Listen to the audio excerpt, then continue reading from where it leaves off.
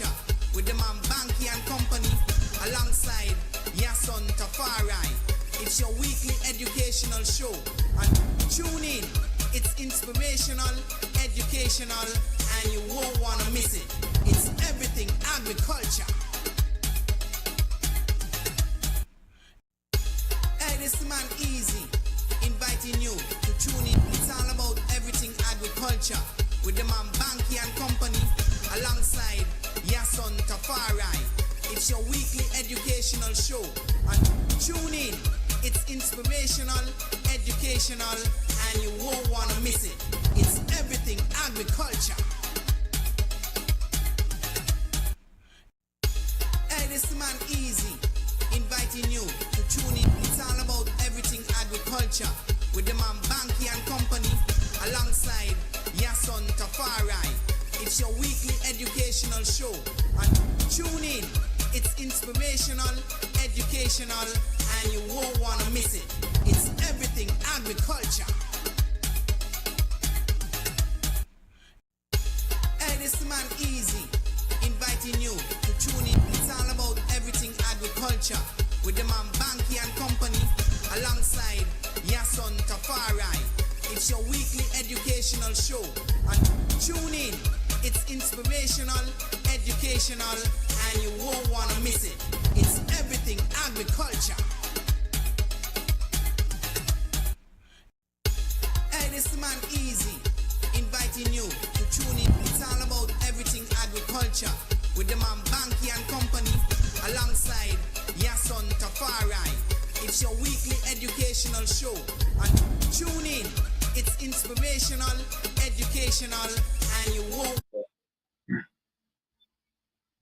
Yes, global greetings, ones and ones, twos and twos, threes and threes, fours and fours, wherever you may be around the four corners of the globe. It's a pleasure to be here with you on another edition of Everything Agriculture. I want to say a special good evening to Oli, Queen City Nevis, Layamiga, Sugar City St. Kitts, the entire Eastern Caribbean, and those of you wherever you may be around the globe, whether it's in Canada, America, England, China, Russia, Palestine, Israel, Japan. It doesn't matter where you are around the world at this time, and you are logged in here with us. Yes, we are happy to have you.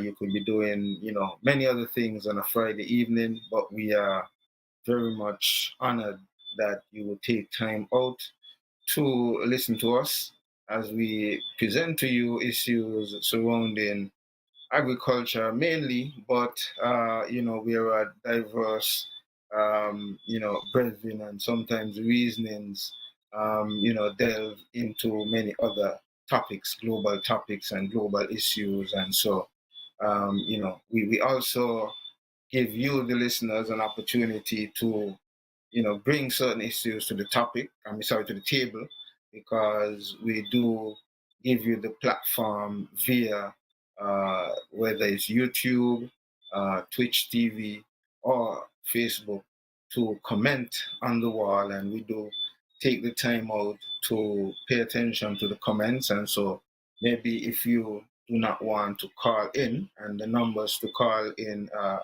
1-869-662-7196 or 1-869-665-8459.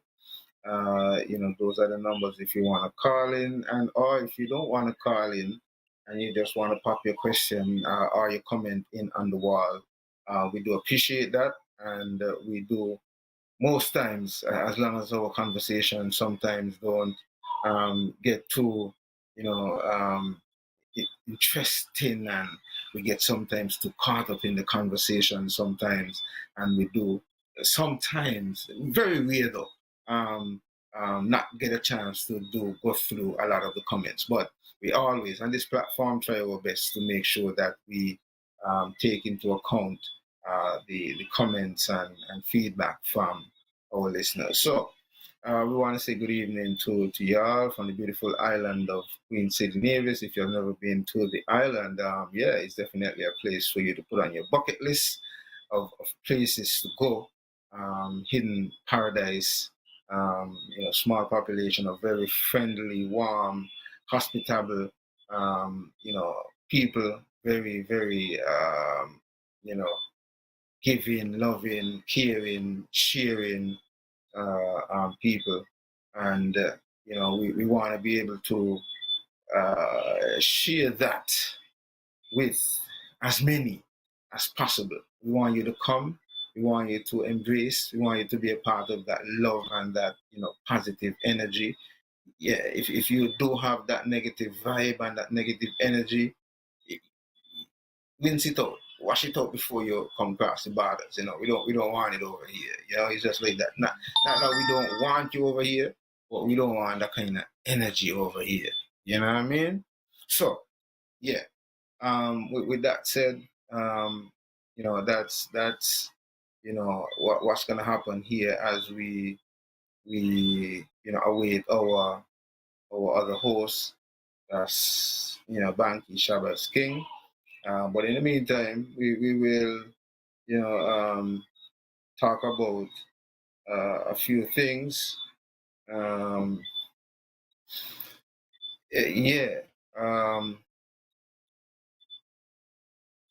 Agro processing.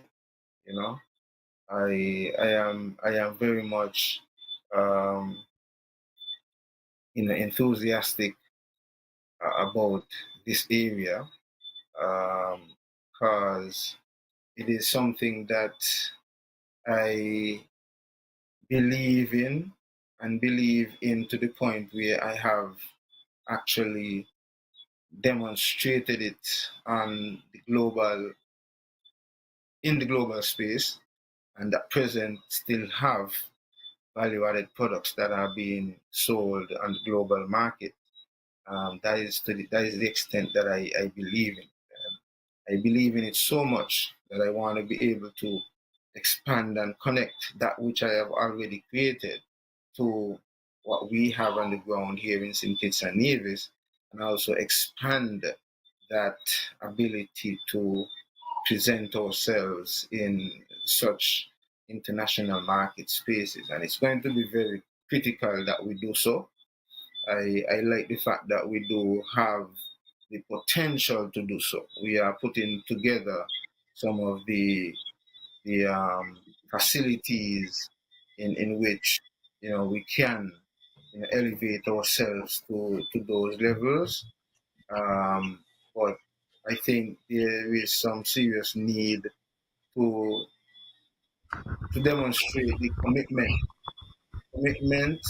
in relation to financial um, and tangible seriousness and a serious quest to empower those who are already involved in the agricultural space in terms of the actual farmers, the people who are actually going to produce the raw materials for whatever agro-business industry that you're going to create and the agro-processed products that you're going to develop. Um, there must be a serious relationship and understanding between these people. And I think, this is what really we really need to begin to organize as a people so that we can really see the bigger picture, the truer picture, and utilize as much as possible the the things that we have around us in natural farm at this point, and seek to begin to take it to the level of not just have it as something being around, like for example mango. We see the potential with mango, and even without having a serious industry in the sense that there's no mango orchard in Nevis. There's nobody that owns, 100 acres or 200 acres or 300 acres of just mango trees with specific, with different varieties. Maybe like 50 acres is just Amripali, and another 50 acres is just Tuli, and another 50 acres is just Graham and another 50 acres is just, whatever it is, it's at that level. What we are seeing right now, even with just mangoes growing wild and just growing on people's personal property, we have an issue where we have so much mango that is being wasted that if we were really serious about the agro-processing industry and have really, worked on a plan, even with something like that, that you know is going to happen every year regardless. So after 4 or 5 years and you plant some mango trees, every year you're gonna have this abundance of mangoes, right? So whether it is an orchard, or it is just wild in the mountains, or it is just on the roadside, or whatever it is, you know you're gonna have these amount of mangoes. Now, in these times, we don't need to have any market research person go out to tell us that there is a high demand for mangoes and the global market. If we have good mangoes and we have the opportunity to even partially process those mangoes in the sense of pulping, and or even creating other value-added products like ice cream, like sorbet, like ice mango pops, mango ice lolly, mango popsicles, and seek to export the first fill our stores and our schools and the vendors who sell at the school and all of these different things and so on, and then seek to get these out on the market. You see how much millions of dollars that we could be talking about with just one crop. And then we talk about tamarind. We have the same issue with tamarind. I would have heard the minister at some point spoke about how much tamarind balls was exported and so on, and what I mean, and all of that was sold from agro processing and so on. And I commend the agro processing for doing that. I'm just saying now that in the same breath, we don't have any mango orchards or any large scale mango farms anywhere on Nevis or even on St. Kitts. It's the same way we don't have any tamarind um, orchard or any tamarind farms. And here is a product that also is a $1 million industry that is just going wild. And I mean, I took a visit up to Cattle Church a couple of days ago, and on the drive up, I see so many tamarind trees with tamarinds just, dropping on the ground and just, I'm like, you know, like, you know, yeah, it's those kind of things, Banky, that I am saying that in terms of agro processing, that we really need to really begin to look at agriculture differently, invest in agriculture. And, like I was telling the persons who are listening that we definitely are going to get into not just agricultural issues, but also we're going to talk about global issues and other topics because we do that in this space. We're able to leverage ourselves and, adapt and adjust to a lot of different issues.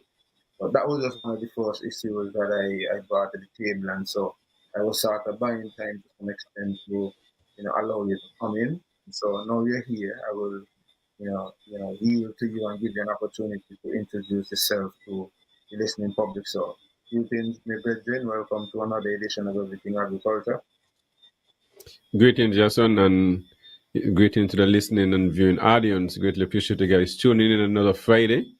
As I call it, weekend. You mean you don't work out yourself all throughout the body week now, so it's time for you to get 2 days off. And those who don't even get off in the days, so it's still in the weekend. It just works. You know what I'm saying? So everybody got a little hustle going on. So commend those who get up and go on, and those who dedicate themselves to their own self and put in the time. So it's just consistency, and that is the key. So my greeting is going to be short tonight because I'm running late because I realize I'm still in different clothing. Went to surprise the funeral.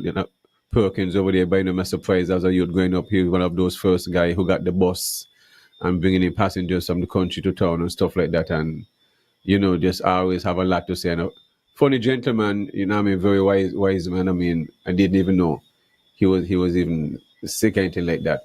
Because I always running into each other and I always bringing people to the farm, and my brother come from St. Kitts.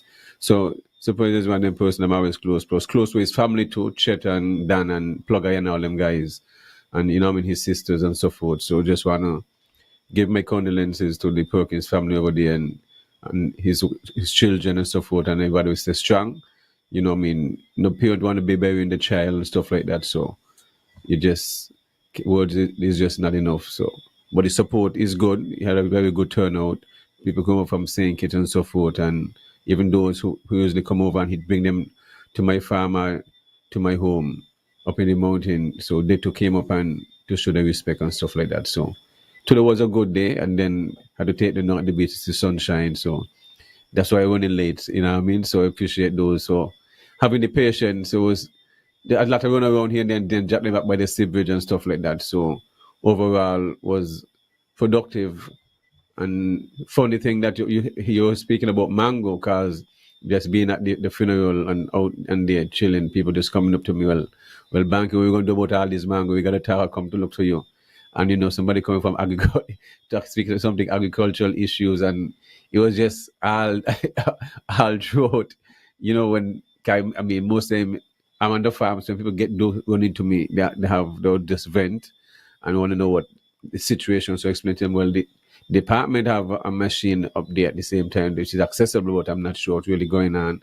But which mean, the general public on the whole really want to see something different, whether the government put something, well, the government not going to seem to have no intention in the mango issue is not a new issue when it comes to in Nevis and also in St. Kitts at the same time too. If you're coming up in the mountain areas, the mango on both sides of the road, painting up the road, you need a yellow line, the whole both sides of the road, the yellow with mangoes. You see, so, and this is true at Nevis and especially in the hillside and Fountain. I drove to Fountain the same way, and it's just all over. So if we really have that interest when it comes to agriculture and these things, is that about we keep repeating ourselves? Yes, we keep repeating and speak because these people speaking when they see the wastage and stuff like that. So of course they're gonna talk, and I'm gonna listen. And well, most of them that are going to who come to this, they know where I'm at the farm, so they're gonna come and speak to me and stuff like that, and see what plans can come up with. But there's a lot. Everybody can benefit from these mangoes. You see, when they're in season, because the bars them need it, and people overseas need it. It's just to keep them frozen and just seal it, put them in 2 pound, 3 pound, 5 pound plastic bag, whatever, and that's it. Because I see the machine at work in the agriculture agro processing unit, and all you have to do wash your mangoes. You have to cut, just throw them in with the seed with a big funnel, and just train the whole 5 gallon bucket of mangoes, and all you see is just miracles. Mango pulp come out one way, clean and nice, and the seeds and the skin come out the other way. You see what I mean? If you still want to get a second strain in, nothing is that's fine. You see what I mean? Take out some of the extra pulp or fiber. You can do that if you want to, if you want to strain that. But and you just package it, simple as that. So you can't tell me it don't need such a big space. You can just have somebody operating a that single machine. If you have 2 machines, 3 machines, 4 machines, and whatever. But we can do more. We can do a lot more. And as I said, it also go the same with tamarind. There's tamarind trees are land in the gut side by me the same way, and throw it over, and when you go on the Long Point Road, just going to waste. And a lot of stuff goes to waste here. You see what I mean? There's a lot of stuff. So if we are serious, Yahsonn, when it comes to the agriculture sector, the policies will be put in place. And it's just like with anything else, we put the money to culture when they see it fit, into tourism, into roads and all this. Agriculture, you still need roads the same way. Roads got to be maintained, farmers have to have road accessible, water. Well, You're saying something? yeah, I was gonna say, right, to some extent to it. Now, folks who are listening, um, I want you to know that in some cases too, some of these Yes. things might already be in place.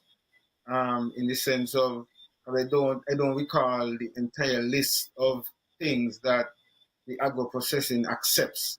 I don't know how frequent they Yes. accept it, at the time that they do accept. I really don't know.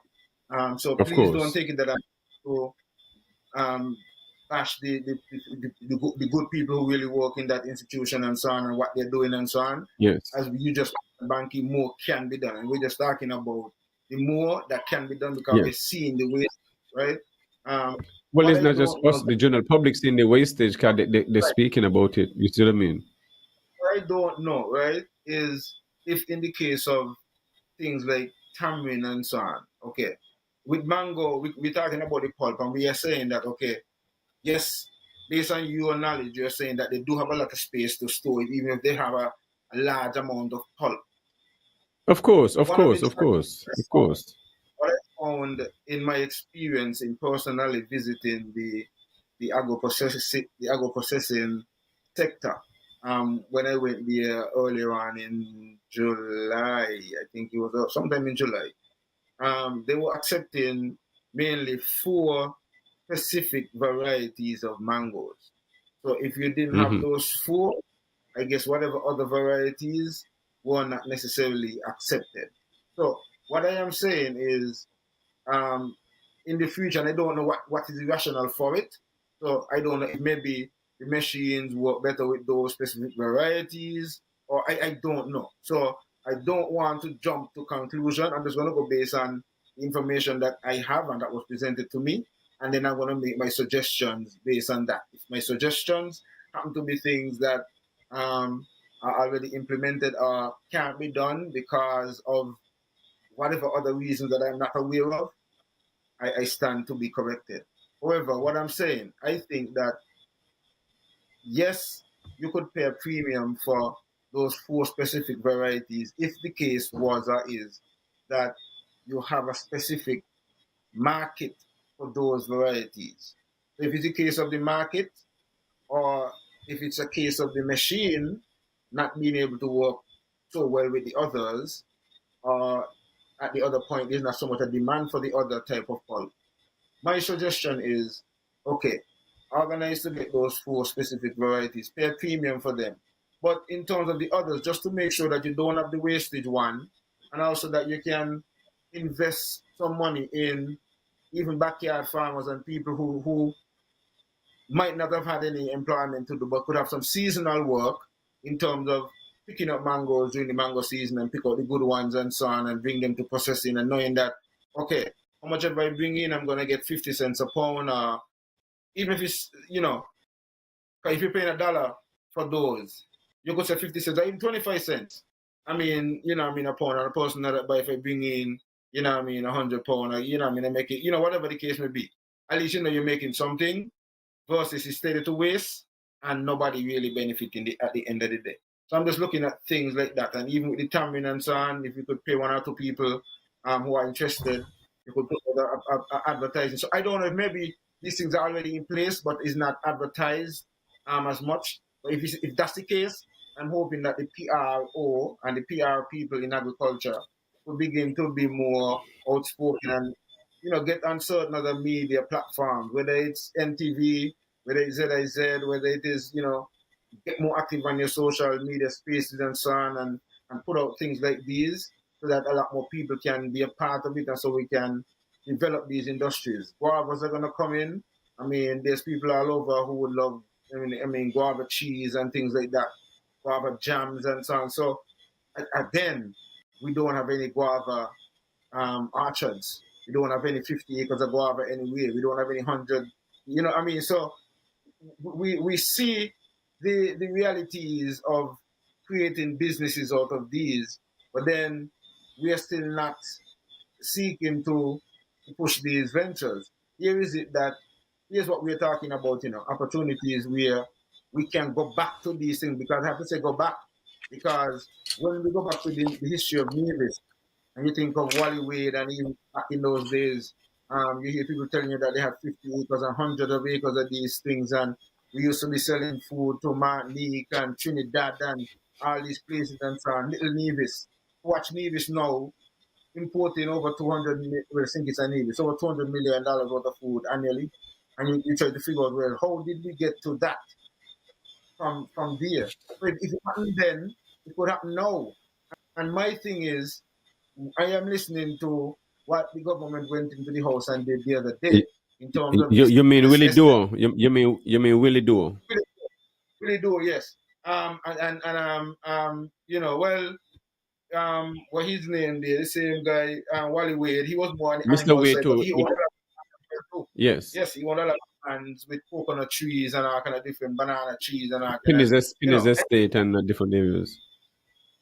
no, I am saying that these are things that we can do and we can put agriculture back. And with cannabis again, we could got some 100 acres of cannabis and so the same way too. We, instead of seeking to empower our people to get to that level where we could have food sovereignty and at the same time create economic opportunities for our own people, our leaders are opting to seeking to want to give away no less than 500 acres of land to developers to do things that in some cases we can do and can and should be empowered to do with means that they would have had to, in the sense of when we had all of these millions from the CBI and so on, we could have helped to empower some of our people who had plans and have plans to expand and get into some of these similar projects as well. But we are here having the disrespect of something like this, which have serious implications for our people and for our food sovereignty drive and for our drive towards 2030. Because I listen to a lot of farmers who say they want to expand and so on, and government telling them that they ain't gonna land and so. So if you can't get a land, just suppose you could go out of the way to find, whether you're gonna acquire them and convince people to sell them or whatever. Well, the government should be able to do these things for farmers who want to expand to, because it is in the constitution that if they really want land to do X, Y, or Z, they can acquire it, which they're doing with, for example, the airport project. You know what I mean, right? So if they really want to help our people, there are things and mechanisms that they can use to do such. But are they really serious about these things? And this is what I'm saying. You prefer to risk putting 500 acres into some other people's hands versus putting 500 acres in 5 or 10 locals, and maybe one man have 100 acres of avocado, and next man have 100 acres of, mango, and next man have 100 acres of, guava, next man, and all of that time to knowing that when these crops come in, you'll have a supply of these things in your agro processing to make your guava cheese, to make your tamarind balls, to make your mango nectar, your mango puree, your whatever, and you're spinning. This now will also provide permanent jobs too. I mean, we used to do this. The sugar industry used to do this. The cocoa industry used to do this. I mean, the Europeans made millions and billions off of this industry. They use us, so to speak, as enslaved people to do the work without pay. Now we got an opportunity to do it and get paid and do it ourselves and for ourselves and create industries for ourselves. And ourselves, our own people, are opting not to help ourselves, but create that same opportunity for others just to get a little, you know what I mean? Maybe campaign fund and get some little taxes as, little crumbs still. Because land is the basis of power. Land is the most important thing. And if you can find land to give to these other people, why we can't, afford these same things in terms of the seriousness of our sovereignty. So, food sovereignty. So, Bankie, these are some of the little issues that, we have to really take seriously, and no consultation. My thing was and is though, is the fact that this is the kind of disrespect that our people are, being meted out to. Where things like these that should have been consulted with the people. Now we put in the cart before the horse. And now you can argue as much as you want because they don't pass it as a bill. Most they could do now is try to seek to amend it, if anything, if people agitate enough and if the people rebel enough, it's either that the people force a early election based on the agitation towards these kind of things and so on. But seemingly, it seems like these people don't recognize that, and we could do these things to these people all the time. We're accustomed to do this thing. No consultation. We just go over and we talk for 9 days, and then that's it. Next story. 9 days, next story. And we could break the law. We could break the constitution and nothing for it. For years now, we're breaking the constitution and nothing for it. So, what else we can do? What else we can do to these people? So, yeah. Yahsonn, I'm going to go back. In the Ashanti Chi language, there's a word called wazunga or wazungu. You see what I mean? This word means the white man. It also means foreigner. So it could be a black man and all. You see what I mean? You could be an Indian man, you're a foreigner.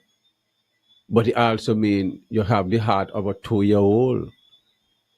You just come to take. If you come into a man place, you're supposed to come with respect and not come to take over. These people come to take over, and you hear me tell you over and over. When you see people coming to your country and they're picking up paper and putting up little signs that keep the island clean, well, the island ain't dirty. You see what I mean? They're not due to the come from, brethren. They're not due to the come from. These are the reality. The Hamilton Sugar Mill is one of 2 sugar mill live museum, with the engines and the coppers and different stuff inside of it, where it tells a story, of the ancestors who are us. We are just the new ancestors. You see what I mean? I have children, I have nieces, just like you and everybody else who listen to the sound of my voice. If we say we love, we just come out of culture, Virgin. We just come out of the August 1st Emancipation Day. We just come out of celebrating Culturama and all this different stuff. Failures, which is the same Minister of Agriculture. We're talking about agriculture. When they live on the island of Virgin, they don't see these things. They just don't care, Virgin. After a while, the people must rise up, because our people now, the educated ones we tend to look up to and worship whatever reason, who tricking us, have their own belief systems, and have their own bias club going on, If you ain't a part of that circle, you can talk and jump up all you want. For us, getting some little silvers, you see what I mean, and getting to drink some wine at people house and all this thing. That's the excitement, that's the high in a virgin. Me and you higher planting food and helping people. Them the high upon that, them the highest on different other things. You see what I mean? Entertainment. And wanna be whatever. I mean, not try to figure it out. But if you're gonna tell me have a sugar mill with all the little bit of remnants that left back, a live museum where you have a conservation society, you have all these different tourism authority and tourism this and that kind of something, and you gonna give away like this with no consultation to the people. Well, okay. The money, but silence mean a lot too. But after a while, no, you have to see, we talk about agriculture. What land policies are put in place? They go in parliament all the time. What water policies are put in place to agriculture? You cannot increase agriculture to water bridge. You cannot. It's impossible. You cannot increase agriculture production with land. Analogy. Yes, land, yes, but at the same time, you can do intense farm. You can actually do you still need land. So those who control the land control the people. You're independent. If we are independent, it means we own our land, But if you're going to own the land and then give them away, and if you're going to tell, and it's one thing about Nevis people, they not play the land, Virgin. So if you want to get them upset, take away the land from them. You're going to see a barley grow. Make your land you put in place. You see Hold on, this, but let me finish up your son. Go ahead. I just want to interject this little thing here Yeah, because you're talking about. huh? I want Go people to ahead. understand, right? The struggle that people like Bacha and them went through for us to even just have these lands, and our forefathers went through. We had to work 4 years extra in order to be able to get these lands here. I mean, Bacha had to, even after independence, we had to have a pay to get these lands here. And then, Yahsonn. because elected officials who ain't got the, wherewithal to come up with creative ways of, stimulating the economy, all they could up to is sell out the lands and don't even come and have a discussion with us. Are we supposed to sit back and ain't say nothing? Yeah, go on, Bankie. Yeah, but we got to come back again in the Virgin. I like to keep things simple, you know. Me not complicating things with nobody, you know. Speak, when people listen to me, should be able to understand what I'm saying. If you're going to use all kind of highfalutin words, you're speaking to your peers who you're trying to entertain. So you're speaking so people could understand. You're speaking to everyone. You see. I developed 40 acres, you know, in an area that they say, all those areas stretching back from over long deep at the port, go back to the windmill, is the same environment, you know. I don't have people take me all down which part where Arthur Evelyn was doing some development and show me that area and whatever, ask me. They say things go the same way, nothing, in different structural, whatever. Because the area does not have no heavies.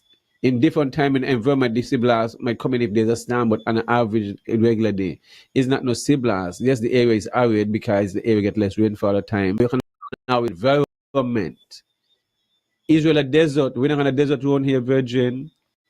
And with our great mind and those who we tend to look up to and tricking you until nothing could go down. Well, I was know how them land, well, how all the things go down there, the most food in agriculture ever come out of Indian cast, the same areas that nothing can grow. Yeah, so let me take this call. Someone calling in. No problem. Carlo, good evening. Welcome to Everything Agriculture. Yeah, good evening to you guys, man. How you guys doing today, man? And we good. How are you doing? Yeah, pretty good. Yeah, I want to come in early because of the topic that you guys are talking about right now.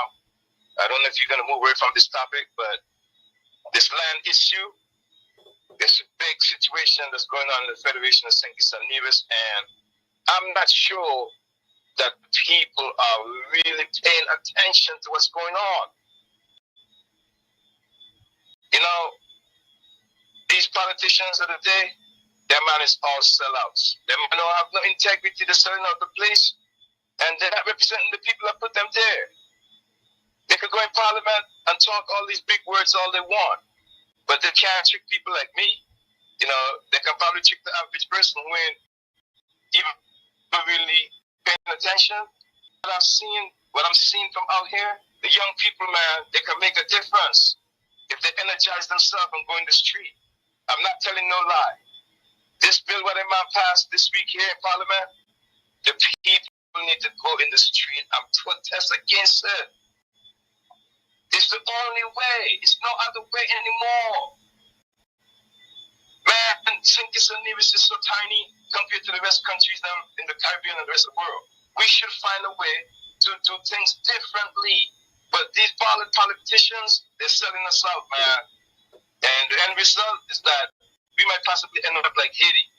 The oligarchs is already controlling the place, and it's going to get worse. I mean, here we are, weeks upon weeks and months, with the narrative about Christophe Harbour and all of those other projects on St. Kitts especially, where the projects are just sitting there unfinished, and we have some of these that's unfinished as well.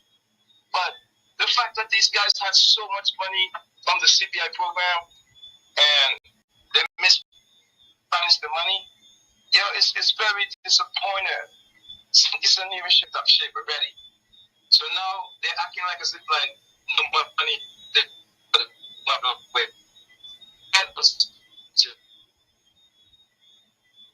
to be replaced. The people gotta wake up. It's Nevis. Breaking up. So the authorization bill 25, man, it's talking directly to our lands. And to see our 3 Hebrew boys from Nevis rush down to Bastille and go and support their man in Bastille and take that sovereign rights from Nevis and destroy Nevis minority interests by supporting the Prime Minister and those other politicians with this bill and rush this bill through Parliament and pass this into law, man, that stuff is crazy. You know, we're looking and seeing what's happening right before our eyes.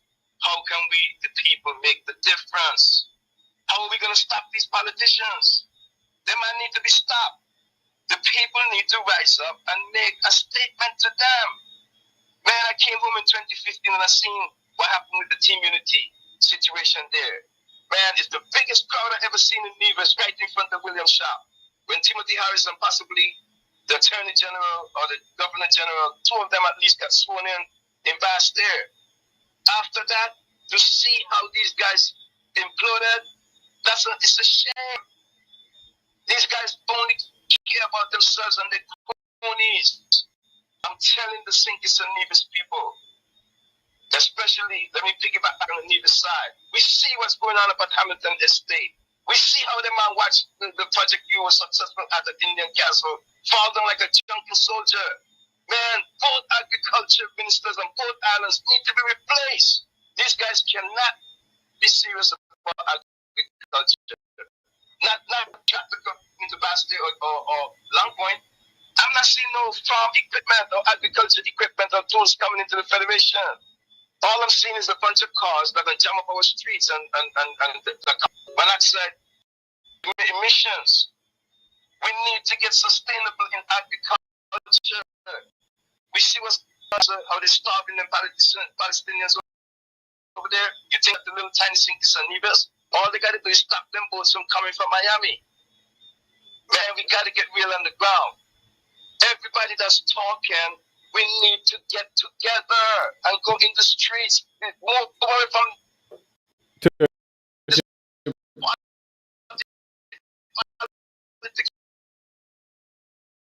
the party. Okay, got you. The political divide is keeping the people divided, while them man go and sneak in and pass all these laws to crimp down on us. All I want to say extra than that, the people at the top of the airport, they need to stand down and go buy out money from back. Let them take that imminent domain stuff back to Bastille. The people on the top of the airport need to not give up their lands, not for him to fail yet with another project. Let him take the 20 million from Dr. Drew and enhance the airport as it is. We don't have the traffic coming into Vance Hammer International Airport to talk about we're going to extend that runway. The millionaire crony is split to that. The American Eagle was already coming there. And all I heard from the grapevines is that the American Eagle just wanted the surface, the runway resurfaced. New trees and grass started growing on top of the surface. They wanted the runway surface. They wanted the runway resurfaced so that they could come back into Nevis. But that's all I want to say tonight, and that's my piece, man. But the people got to wake up and stand up now, sooner than later. And where is the opposition? That NRP party that think that they're so deserving to be in control, where are they at right now? Why are they just standing by and watching the Premier and the Prime Minister hijack the lands from the people of the Federation of Sinkis and Nevis? And I'll leave it there for now, man. And you guys have a good... All right, go. Okay, Yahsonn, earlier I was saying, where are the land policies? Because you must put policies in place. I mean, water policies. You see what I mean? If you're moving into a poultry industry, feed is one of the most important component. Also, land. There is no land allocated for this project. They're looking for how much years now. Nothing is feasible about that. You see what I mean? But the Hamilton Estate, Yahsonn, we goes back again. I keep telling you, when people come into your place and I pick up paper and I play nice and I give you a fake smile, they have intention. They have intention. Biscayne Island is too good for us. You see? So how can you give us a piece of your national treasure to some foreigner, as we go back into the Ashanti Tree language, Wazunga? Because these people are from South Africa. So they understand the language, what I'm speaking. They know everything I'm speaking is the truth. They're just taking, they don't get 6 acres up in Hamilton Mountain, our prime land, and their local farmers up there. I personally measure up this land, put the information and the PS desk at, you understand? But all of a sudden, these people get same lands up inside there. We have, I mean, why are we like this? And why we want to praise and worship people like this? This now affecting all, whether you're CCM, your NRP, your PAM, your Labour, your PLP. This thing affect all landowners in Nevis and St. Kitts, you know. So wherever you live at, the government feel like, you know what, well, this area, these communities, whatever they can choose to remove you all and put you all somewhere else and turn it on. You see what I mean? Because this you can turn a whole area into 500 acres. Because these things are what is put in place, and then you can still give authority over to St. Kitts. But you see, these things about because these things can, as I say, you see the Hamilton Mill, you can take it back. Because you don't own it. You can take it back. It's a bad deal. Sorry, we apologize. The expenses is it. You pay out and that's it. We should manage our own resources. The same land you're talking about, those same land we can develop our same land, the same as Yahsonn. Yes. Yes, but we have elected officials who do not share that kind of view, do not see that kind of long-term and longevity that which we speak, because to some extent the objective is just to win another 5 years. And so they do certain things with the objective of being given the job again to get another 5 years. And so a lot of the decisions that are being made, and like we are saying, the fact that they are not even opting to consult with us, right? That is in itself the level of disrespect that is being meted out to us. And they know, for example, they know that, hey, if we could break the Constitution, if we could go as far as even breaking the Constitution for all these years, and even now, the argument about fair share is on the table and so on, that direct example of breaking the Constitution is there and is being still brushed aside by our people, is a clear demonstration to those who are at this time still feeling comfortable in that breach of the Constitution and breaking the Constitution, to continue to do things without consulting with the people, because, hey, we could get away with this, then what else we can get away with? And that is the kind of modus operandi of the people who are at the helm. And until we, the masses, see through, as you're saying, Bankie, you know what I mean, the games of divide and rule and psychological reverse psychology that they're seeking to use on us and keeping us divided amongst each other and not really looking at the issues, and then come with the petty, little trouble like, you know what I mean, and keep you into some kind of little petty argument over in the corner here. And then they also have the 9-day thing where they know by whatever issue it is going to be hot for 9 days, and then after that, people forget about that. So next issue. And that's how, things are being operated. And if they know that that is the game and they can continuously play that game and be effective with it, why not continue? And that is what we are getting. So it's we the masses now have to wake up and take action. Like, for example, Bank, here's another perfect example. We are paying these guys to deal with the cannabis issue. Well, we have a Minister of Agriculture in Nevis who have said absolutely nothing where cannabis is concerned.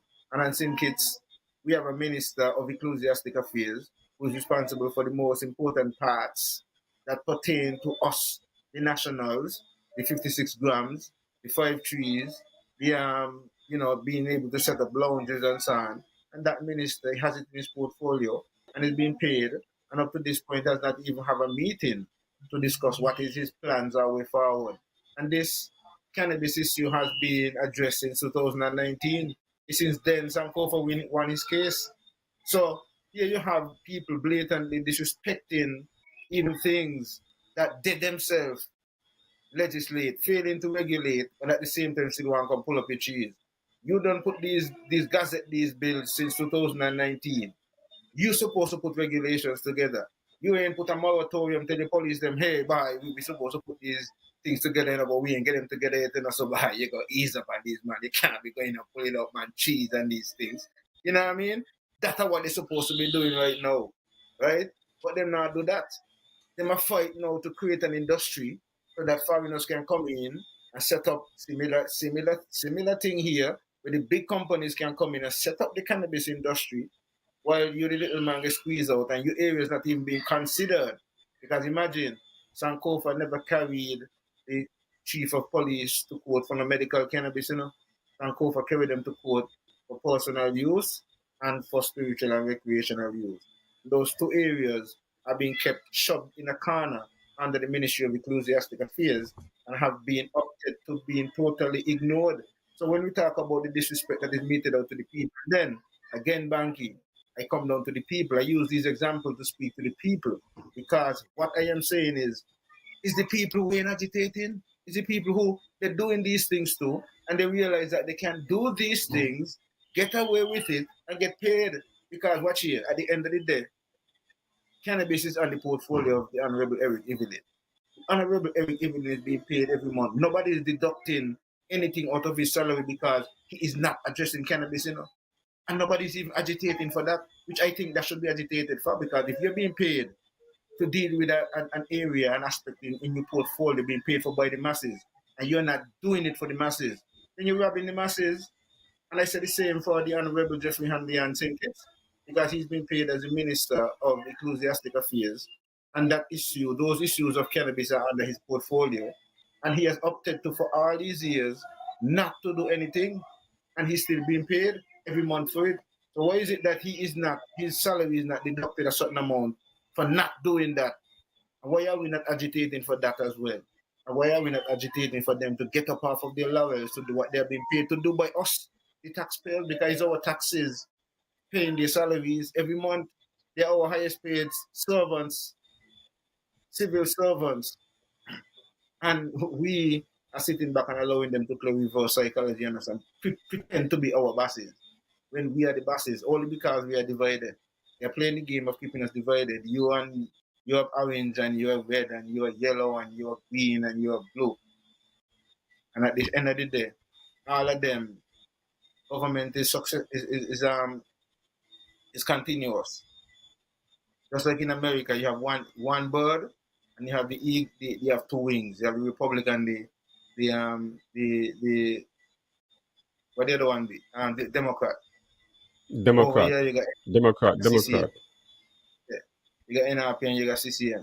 But two of them play the same, because two of them will still play allegiance to King Charles. You know what I mean? And you have, you know what I mean, right now, a minister of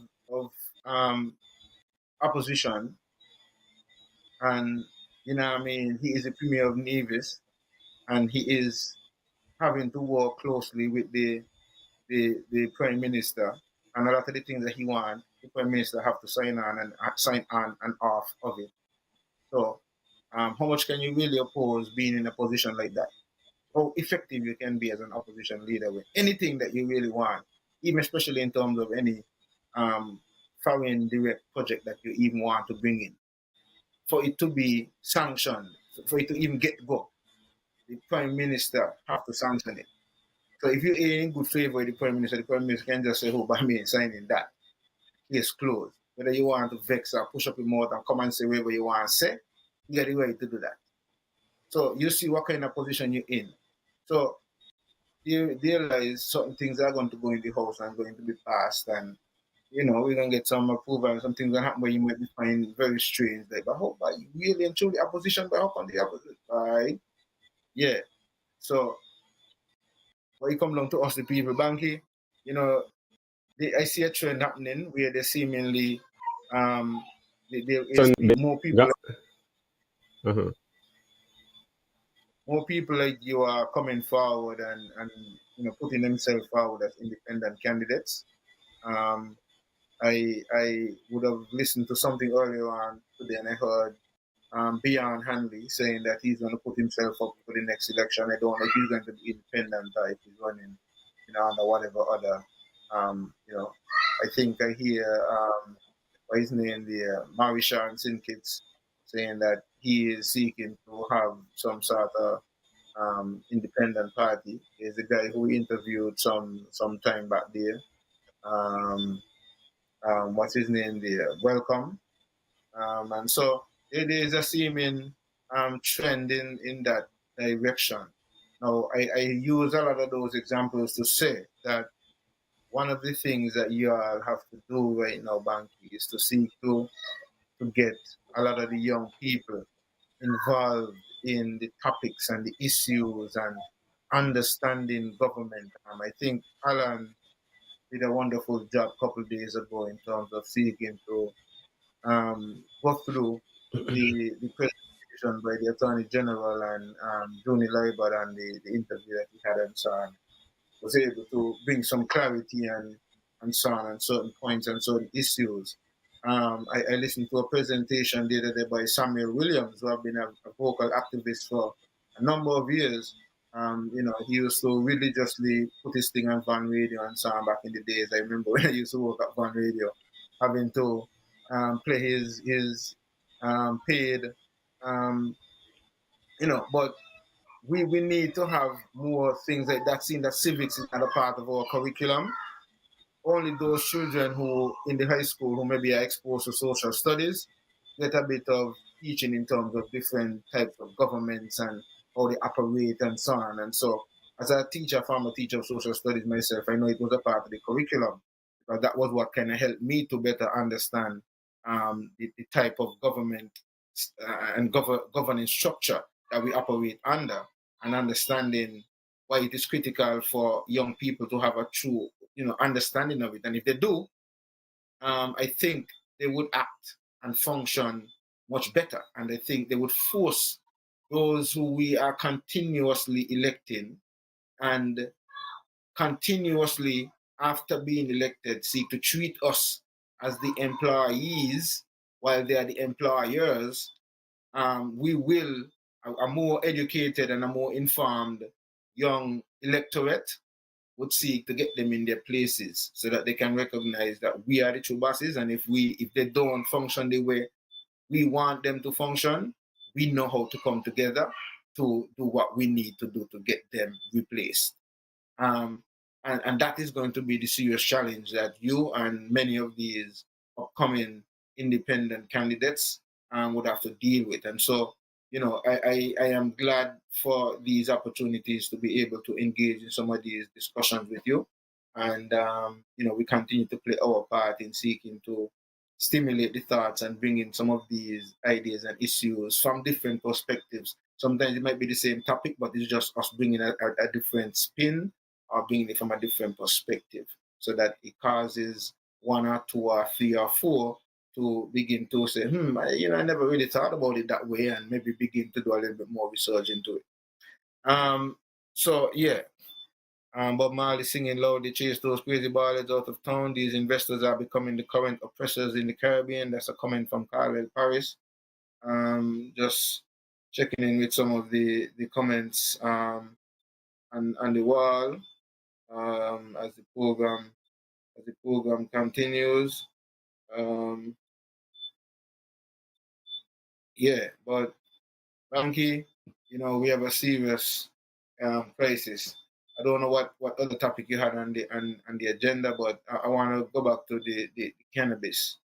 Bankie, I would have thought that, seeing that we have gotten to the point of decriminalization, that people would have been more informed, would have had a lot more people cultivating, and thus the demand for cannabis would have been reduced, and also the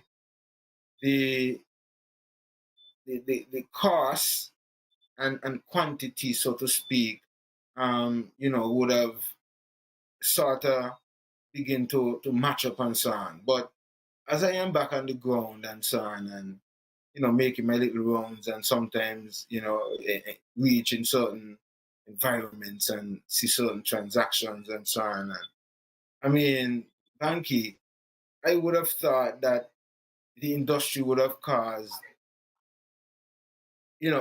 people to open up a bit more, and you would have been getting a bit more for your dollar, so to speak, and even the quality would have been improved. I don't know if maybe because I have not been in all of the circles. Maybe I need to do a little bit more investigative research in that regard. Maybe I'm making too much of an early um, observation. But I am seeing that it seems as if, when I look back from before I left here, back say 2019 to now, in terms of the way the industry is, it has gotten worse. I mean, help me if you think I am wrong in my observation based on what I am seeing, experiencing on the ground, because you have been here within that time frame. But help me to understand too, why then, if the industry is supposed to be freed up and at least free up a lot more, that you have a scenario like this where you seem like you're not getting higher grades in some cases, and the quantity per dollar has significantly reduced. So like what you used to get for $20 back then, you're paying maybe $50 or $100 for in these times. And you would want to think that that might have been the reverse based on the fact that this thing is supposed to be more freed up and so on. So help me a little bit and help me. Well, I don't know how much you could, weigh in on this, but I am really in need of such clarity or understanding as to why it is so.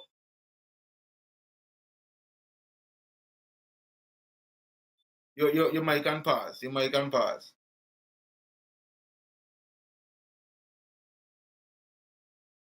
Yeah, you're still on mute. Me ain't hearing you.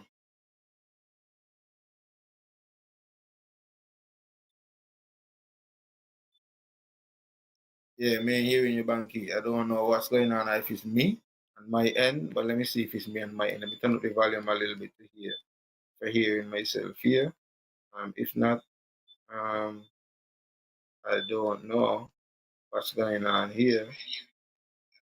Okay, well I hear myself still. So I know it's not me, so it's on your end, Bankie. I don't know You what's hearing going me on now? here. Oh, I'm hearing you. Yeah, you're back in here now. Yeah. All right. So sometimes, the people them listening would sort of put things in place and distract us. That's listening, the feds and the Yes, yes, sir. if Yes, sir. everybody and Scotland Yard, it is when you say you get involved in certain things. All of a sudden, phones start get bug and the people start watching. No, yeah, I Yeah. know the world running no virgin. Okay, let me big up. I was earlier. I mean, you coming on to into September where school is out now. So usually there's this young lady, Dominique Lescott.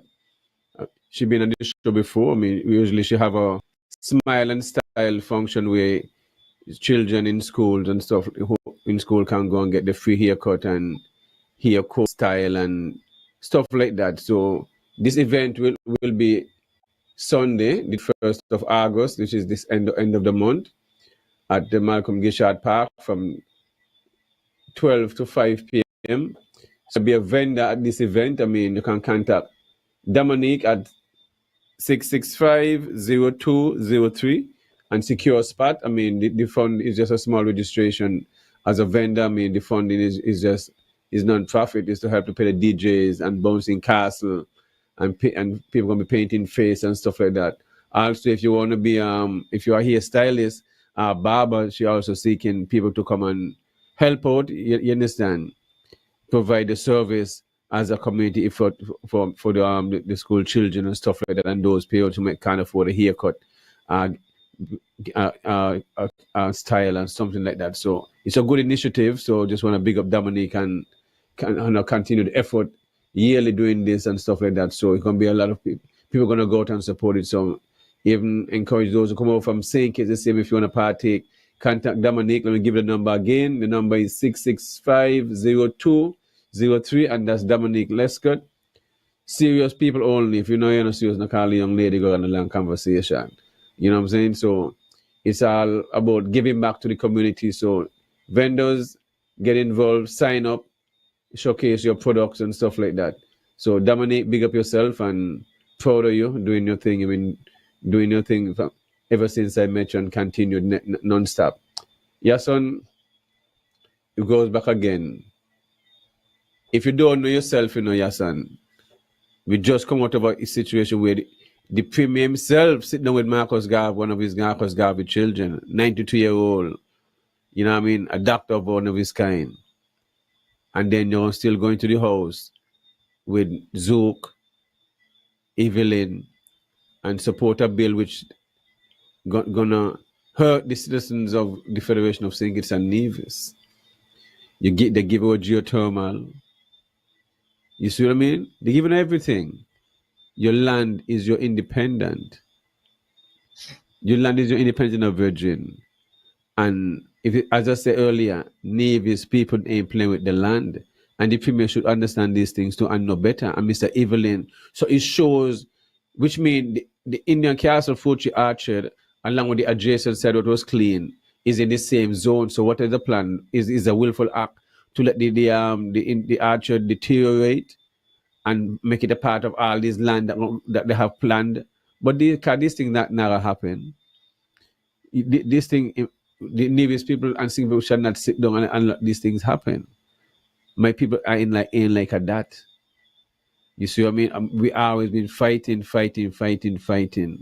They might not speak a lot sometimes, but when they're ready to rise up, they're gonna rise up.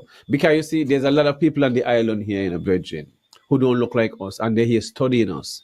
They're coming in all kind of farms. They wear locks in their head.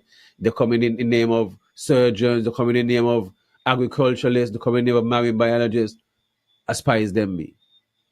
They're coming here, studying us, drinking amongst you, smoking with you, befriending you. We're not no fool, Virgin. You understand? Everybody on the island ain't fool, you know.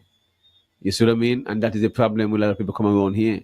They think because they've been around befriend some of them, give them a drink and give them a work here and everywhere and whatever, and learn your music. And actually, if you're not a part of my heritage, my race, and genetics, you can do what you want. You would never. You cannot study us. You see what I mean? Cannot figure us out. So it's a waste of time. Our problem is we are being fooled and duped by the love of money.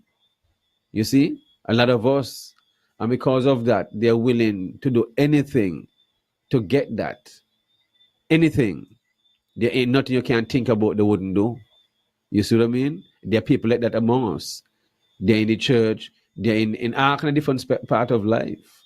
Regular man picking up the garbage, cleaning here and there, landscapers. All that, these are the reality. If you're going to be a part of this realm as an individual, a divine individual, you see what I mean? Having a human experience, and don't want to accept the fact there's some people who just believe in evil, and to them evil is being good. And being good is being stupid, being a joke, laughing after you. But they're going to befriend you. And because you believe in all these, they're going to entertain it. But they're going to screw you over at the same time too. And this is what we have in our society. You see? This is what problem in our society. We embrace, because people wear not a mask in a virgin. Not a mask. Pretending they love your children and they might hurt your children. You see what I mean? Because those are the people tend to look up to. Oh, them are this and them are that and whatever. The devils walk out. A lot of devils every day roaming the street, you know. A lot of devils, you know. Because hell and heaven is a state of mind. So if you believe in evil, you're gonna do all day, and there's a hunt.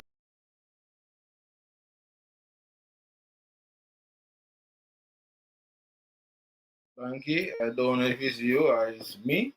It seems as if you frozen there for a little bit. Okay, you let you back here now with us. Um, no, it seems as if you're still frozen. But yeah, to the person on the wall, you know, like I've been around, you know, I've been in various circles and have happened to see various transactions, you know, taking place, and yeah, I've seen in terms of the quantity things that were, you know, I mean, that I back in the day would pay a $20 for, and so I see man selling that for like, you know, 50, $100, and so on, like. Yeah, so I mean, sorry, yeah, Mr. Jones, yeah, man, that's really what's happening on the ground, and I'm saying, you know, like when you look at that, you know, what that is showing is that even when the industry was criminalized, because you know what they have done is decriminalize it. So let me use this terminology. When it was criminalized, you could have paid $20 and get a certain quantity. No, it is decriminalized. You're paying X amount more. Now, help me make sense of that. Now, here is it. Even though it is decriminalized, one of the reasons why the pressure is on so much is not so much that um, that that the people shouldn't have to do this, but there's nothing in place for the people because, for example, so you could have a lounge. There is no license ready to give a person if they want to set up a lounge. So you could have 56 grams on person, and you need to have a license for that according to them. Which that is something that I seek to want to challenge Banky because if it is your right, according to the law, to be able to have X amount, why should you have to pay to exercise that right? It's your right to have 5 trees. Why should you have to get a license to exercise that right if it is your right? And these are certain things that, you know what I mean, I would love to. But in either case, no, that let's deal with what is the isness of things. The isness is right now that you would need that license.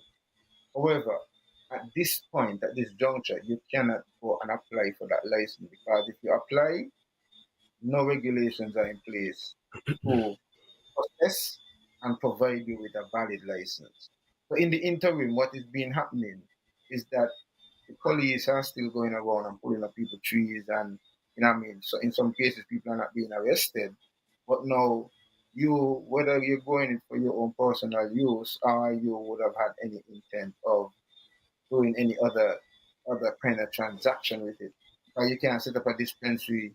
Well, let me not talk about that because I'm not so sure what is happening on the medical side.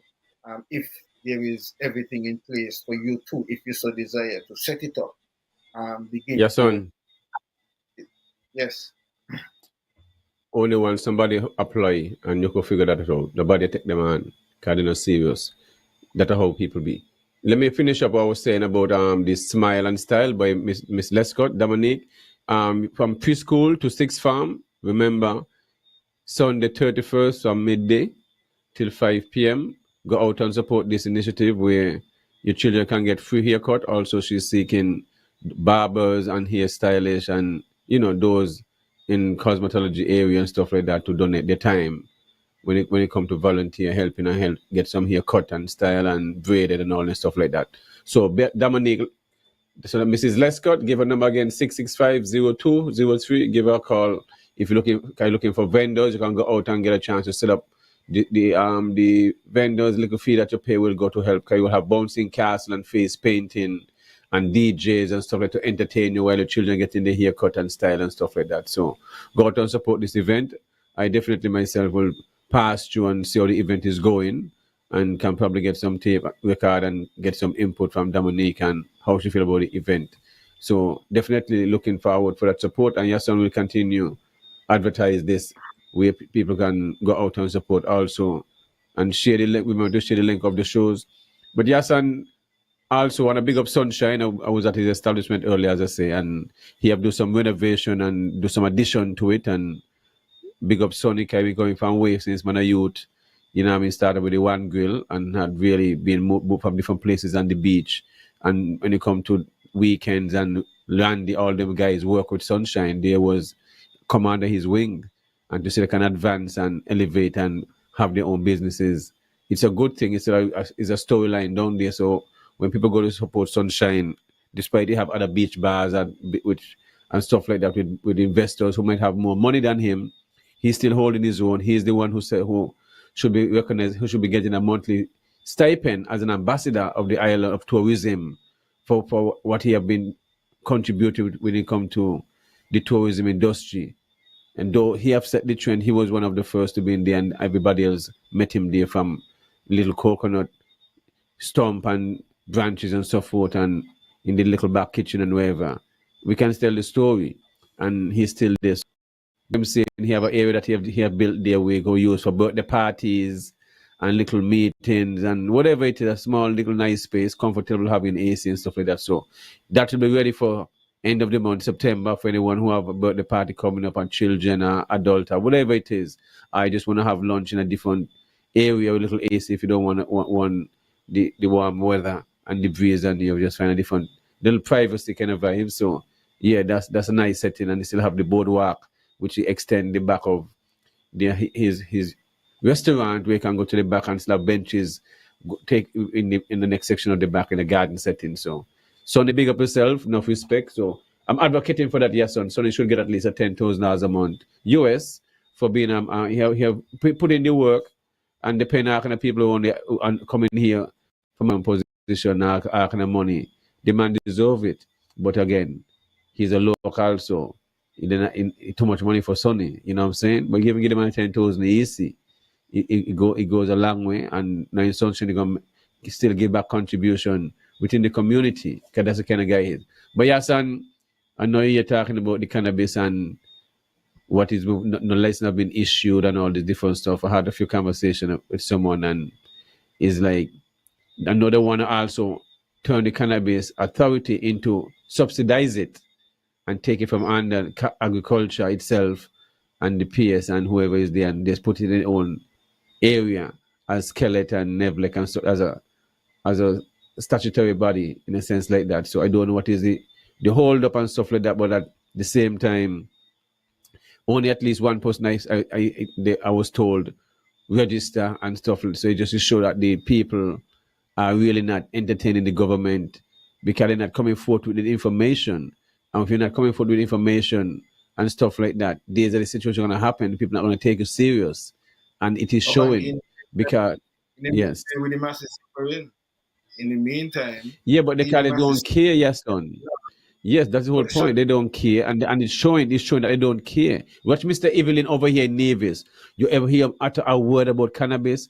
Up to the people at the funeral day, and they're speaking about the cannabis tent that I had there, and then when I didn't have it the following year, people just didn't turn out the park and go back where they come from and stuff like that because they came there just for the cannabis tent. But the cannabis tent is not about me. You don't have a whole section with 20 tents, a whole section alone with cannabis products, different people, different age group, female, whatever. That is what supposed to happen. Me no one by think, it's just me. No, it don't work like that. Everybody should have the right to come and display their talent, show their talent, and they should be treated as a normal plant, a tomato plant, a mango tree, a kidney tree, a grass, a wild weed. That's just how it should be treated because the government is the one who benefiting most out of this thing, you know.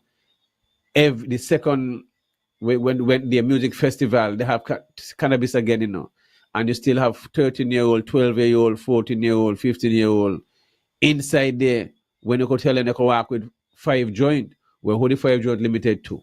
You hear any age group it was put into? You see what I mean? So it just to show you the maturity of our government and the willfulness, which means if those underage can have an age group that they ask for the IDs. So how are we moving forward? Are we moving backward in this time? We're not serious, my virgin. There's so much serious thing that it should not be put in place when it comes to age of consent, but they're fighting and passing laws to take over people land who don't want to sell them the land for investors, to the foreigner, the destroyer. And these are the people going to tell you they walk barefoot and the this and the that and all kind of something, and the navel string barrier, but it don't match up. So you see, you can speak what we hear, speak for 2 hours, you know, but the most important thing is your body language. How truthful are you being when you're saying all these things? This thing don't make no sense because what you're doing don't show. Why would you want anyone in parliament would want to go and support these things? Up to now, so Timothy supported too, Sean Richard supported too, Pam them support. I mean, you understand what I mean? Because it's just like how this thing works. No consultation to the people. Yes, on this thing just going and just. That's another story in itself because, from what I understand, there was no presentation from Timothy Harris and there was no presentation from Sean and the bill. Now, my thing is, just as how we chastise and pressure those who are elected, we also need to chastise and pressure those who are in the opposition benches as well, because at the end of the day, they all are being paid by us, the taxpayers, because the opposition, they were elected and given the mandate by a certain section of the population. And that certain section of the population also pay taxes. And they are given a stipend every month as opposition members. So they are paid, and if it's one time, they should be demonstrating their jobs, and that they do their job, is when it's time to at least make a presentation in the house on behalf of the people that they represent. So not going to the house is also, to me, I stand to be corrected, but unless you have a valid, reason for not going in as the opposition, you are being paid. So you're also robbing the people and robbing them an opportunity for their voices and their, opposition, and you, who they seek to represent to represent them, give an opportunity to hear, their voices, because that's what you represent. You represent their voice. And so that is something that I think really we need to zoom in, and in terms of the responsibility of the opposition, in terms of, I know in the past we would have had oppositions who say that they're not going to the house because of whatever reason. And we know sometimes too, we could see how sometimes they are treated and so on, and they may get frustrated and so on. But my thing is, that is part of the jurisdiction. That is what you put yourself in that position for. You become the opposition, and yes, you expect everything in it to be rosy, but you take your little blows or whatever, and you come back the next time. And then people would see, well, okay, why these people really bias against you? But if you don't show up, then you're negating your responsibilities and not doing your job. You need to come in and speak on behalf of the people. So I just wanted to interject that in between what you were saying. Yes, and we have moved from 2025 to 2030. I mean, you have hear the minister speak nothing about the way forward. I mean, what are we doing? What are we really doing? Every day, the boat, every week, still coming in, bringing in more food and more food and more food. And the farmers, them seeking resources. Because you see, if you're gonna move an economy forward, you got to put resources in place and where farmers can access funding. We have so much millions and millions, you understand, that are put into roads, infrastructure. When you have certain time a video and culture coming up when it's needed and all this stuff. Well, what happened to agriculture? What happened to agriculture? There are farmers who would love to have their own storage. They would love to go to our institution and say, well, I can get up to $100,000 as whatever without no paying no interest. And if you pay back the money for a small stipend, I don't want to get a vehicle, get $100,000 or 200,000, 300,000, or 2 million or 5 million, whatever it is, buy a boat and set up a fishing industry and kind of employ people. Because you have to employ people. But if we're not thinking this way, and there are a lot of young people with brilliant ideas when it comes to moving the agriculture sector forward, can you sit down and speak with them? Brilliant ideas. Botanical garden is something we need to have our own botanical garden, which is very important. Protect our flora and fauna, and still can bring in different varieties of flower plants from around the world the same way. But we must have, we all make idea people who still travel just to see different varieties of flowers and stuff like that. Plus, we increase our flora and fauna and help with the bees too. You see what I mean? So these are things we got to develop our agriculture sector, and not even speaking about agro-processing. The two largest industry when it comes to employing people is agriculture and construction, And if you're not going to develop those, because tourism is all about real estate and about selling out your land, selling passport and selling out your land, and if you ever take away your land. But if this is if this gonna keep up, this gonna cause a serious issue, because I've listening to the people and a lot of these people. I mean, yesterday, I stopped at a gas station, and a gentleman there came in telling me he have some land over on the south side, and people calling him to purchase his land, and he told me he have no for sale on the land, so he don't understand why people calling him.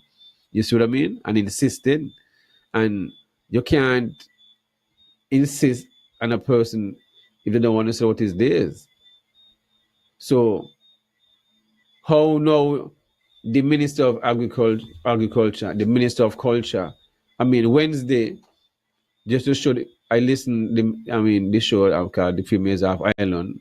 So the Minister of Agriculture hosted the show, and he played Cause I was kind of confused. Cause I was wondering if I was listening the Queen show when the Queen come out to have the reigning Queen come out to have her final walk where she would play, you know what I mean, a recorded tape of herself where she thanking everyone and her experience, because that is what I was listening to, the minister and his final walk and what you call it here, the catwalk, because that was just you thanking this. If you got to come as a minister of culture and to explain yourself about Culturama, and then you also need to understand what is the homecoming. Is the homecoming a part of Culturama by the Culturama committee, where people coming home for Culturama, they have a big event for them and host them, or that is a political stunt by CCM?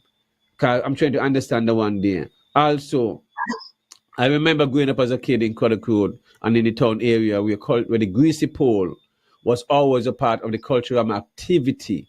But I've realized under this minister, he have taken as president and put it under and use it as empire, extravaganza, sporting event, whatever.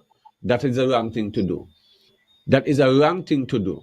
The minister is about promoting himself and his empire and his cricket club or whatever club it is.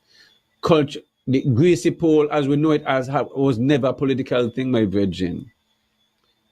He have now turned it into, because it had fallen off over the years for whatever reason. But if you take it up, it's supposed to be a part of the culture package and not as of your personal thing. And then your host, it is all about you. These are the issues that we have.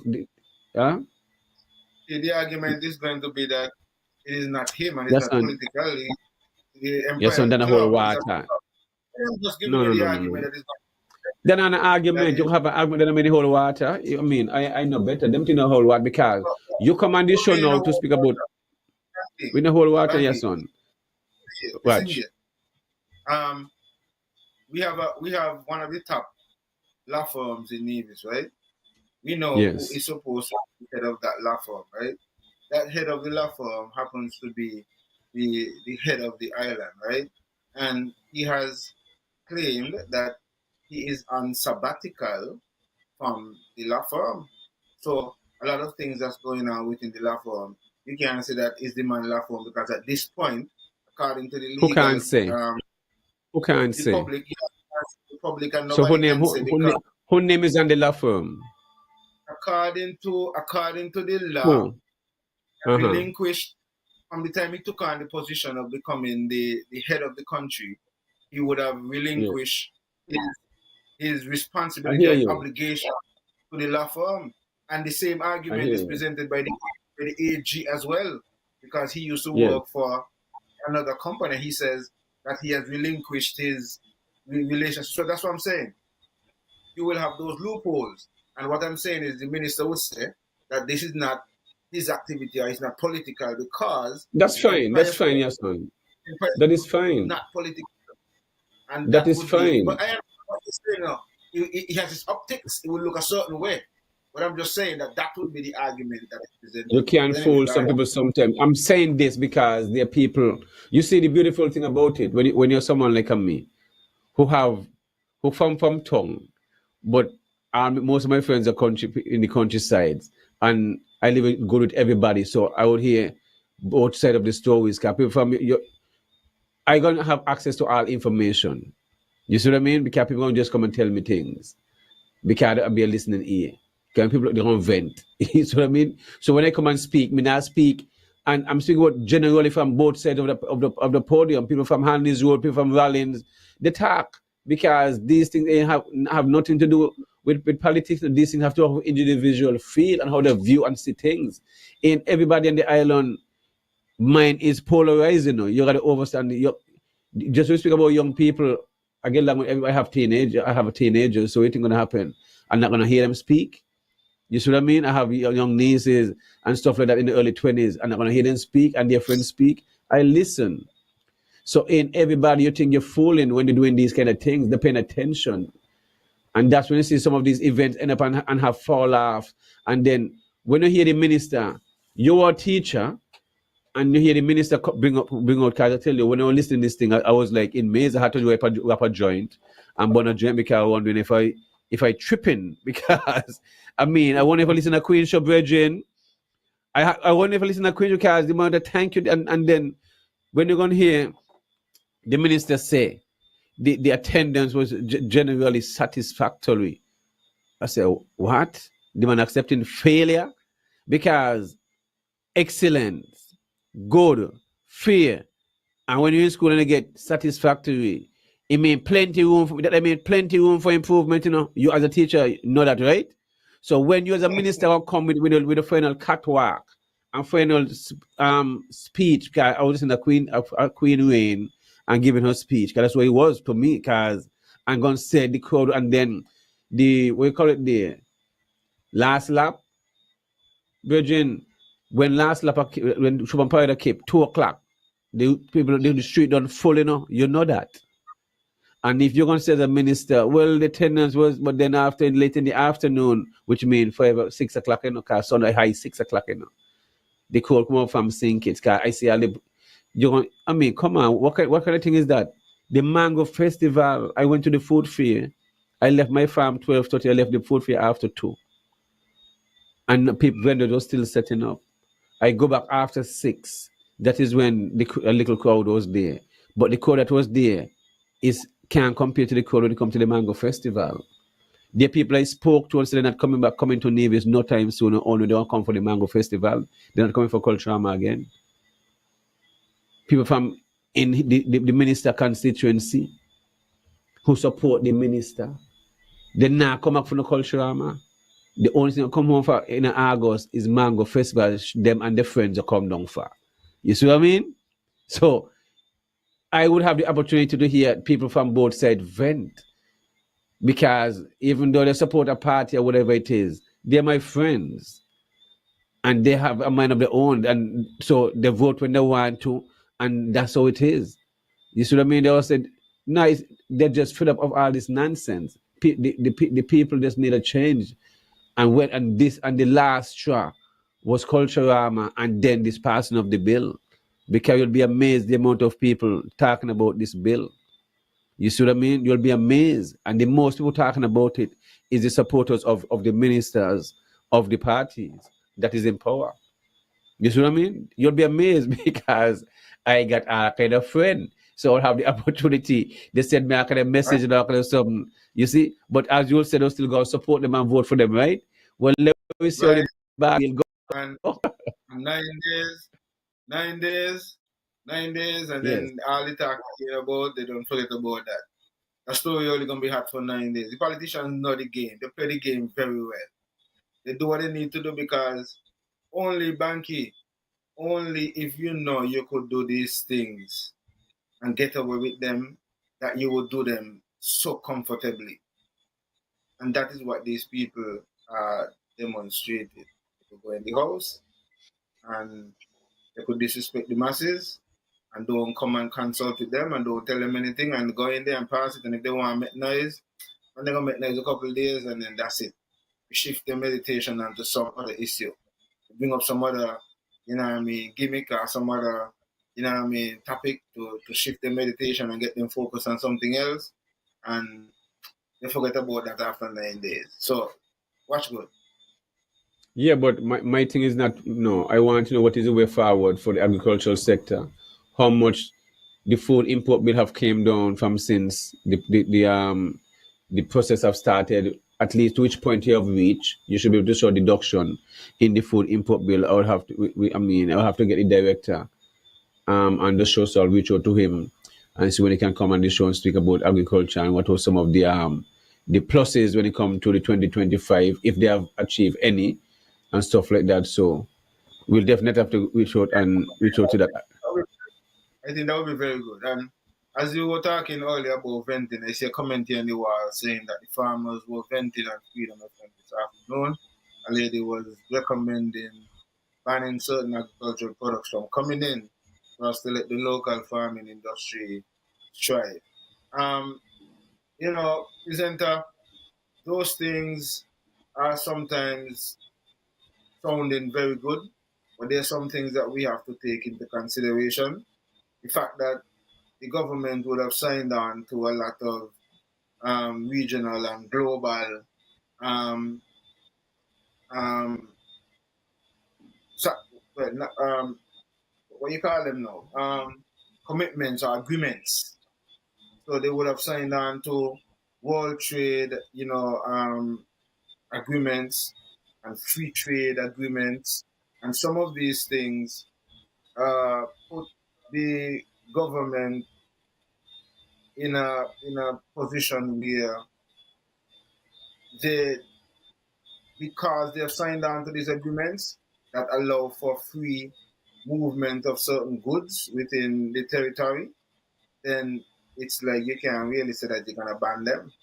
You're gonna have to find a way of maybe limiting importation at a certain time or something like that. Or if they want to, then they can maybe seek to maybe increase the taxes or tariffs necessary to import some things if you want to, do something like that. But to actually say you cannot or you're going to ban certain things, and you might find that being a bit of a challenge in that relation. So this is why coalition with the agricultural ministers and ministry and the farmers and so on is going to be critical for something like that organized and orchestrated and so on, and also with the supply wholesalers, sorry, who are going to be after whatever it is that they're seeking to ban. You're going to have serious, consistent agreements with whether it's hotels, restaurants, supermarkets, and or export agencies that are going to update these things. So you can say, well, hey, we have it. You can consistently supply it. So then there is no need for you to import it, and we're going to make the cost feasible and all that and all that. And then the government can say, well, okay, well, we can ban bringing in this product, but we can seek to increase the duties and so on that makes it sort of prohibitive for those people to think and move inside. So those are, that's kind of would be part of the argument and pushback in that regard. Yeah, but Yeah, if you can just export food, America can ban the product the same way. So you could ban a product if you want to. What you must already send up on WTO or kind of treaty and whatever. Places still ban you think the figure you bring in a pest or whatever, so you can find reason around loopholes around things to ban things to protect your people. You know, that's how them have yeah, an interest when it comes to pest and all this different stuff the same way. You can have an interest when it comes to importing new stuff too, when it comes to strengthening your quarantine, which in what pest is here, because a lot of the pest that is here, because a lot of negligence, because our quarantine part also is not very strict also. You see what I mean? So we bringing disease upon ourselves. You see what I mean? Because right now there's a disease on the island which is a hopper, a green hopper, which is from Asia, and it affect the soil, the eggplant, and the okra. I'm not sure if it started affecting any other plant as yet, and it is very difficult to control. You see what I mean? Very, very difficult, which we require a lot of harsh chemicals and stuff like that. So, and that, what are the department doing towards things like these? What are workshops? What are when it come to trapping? I mean, now this is spread island wide on the island. You see, and these pests gonna live within the soil and all in different places. You know, I see them they disappear. They are so these are things with a lot of invasive species. It's a lot of work in the agricultural sector, you know. And I always while working there, I was letting them know you have a communication department, you have NNC. You're supposed to that's just Facebook. You're supposed to live on NNC because everybody is not tech savvy. Don't watch the TV. So you advertise different sectors in the department and services that you have and what the public could be used the agro processing unit for.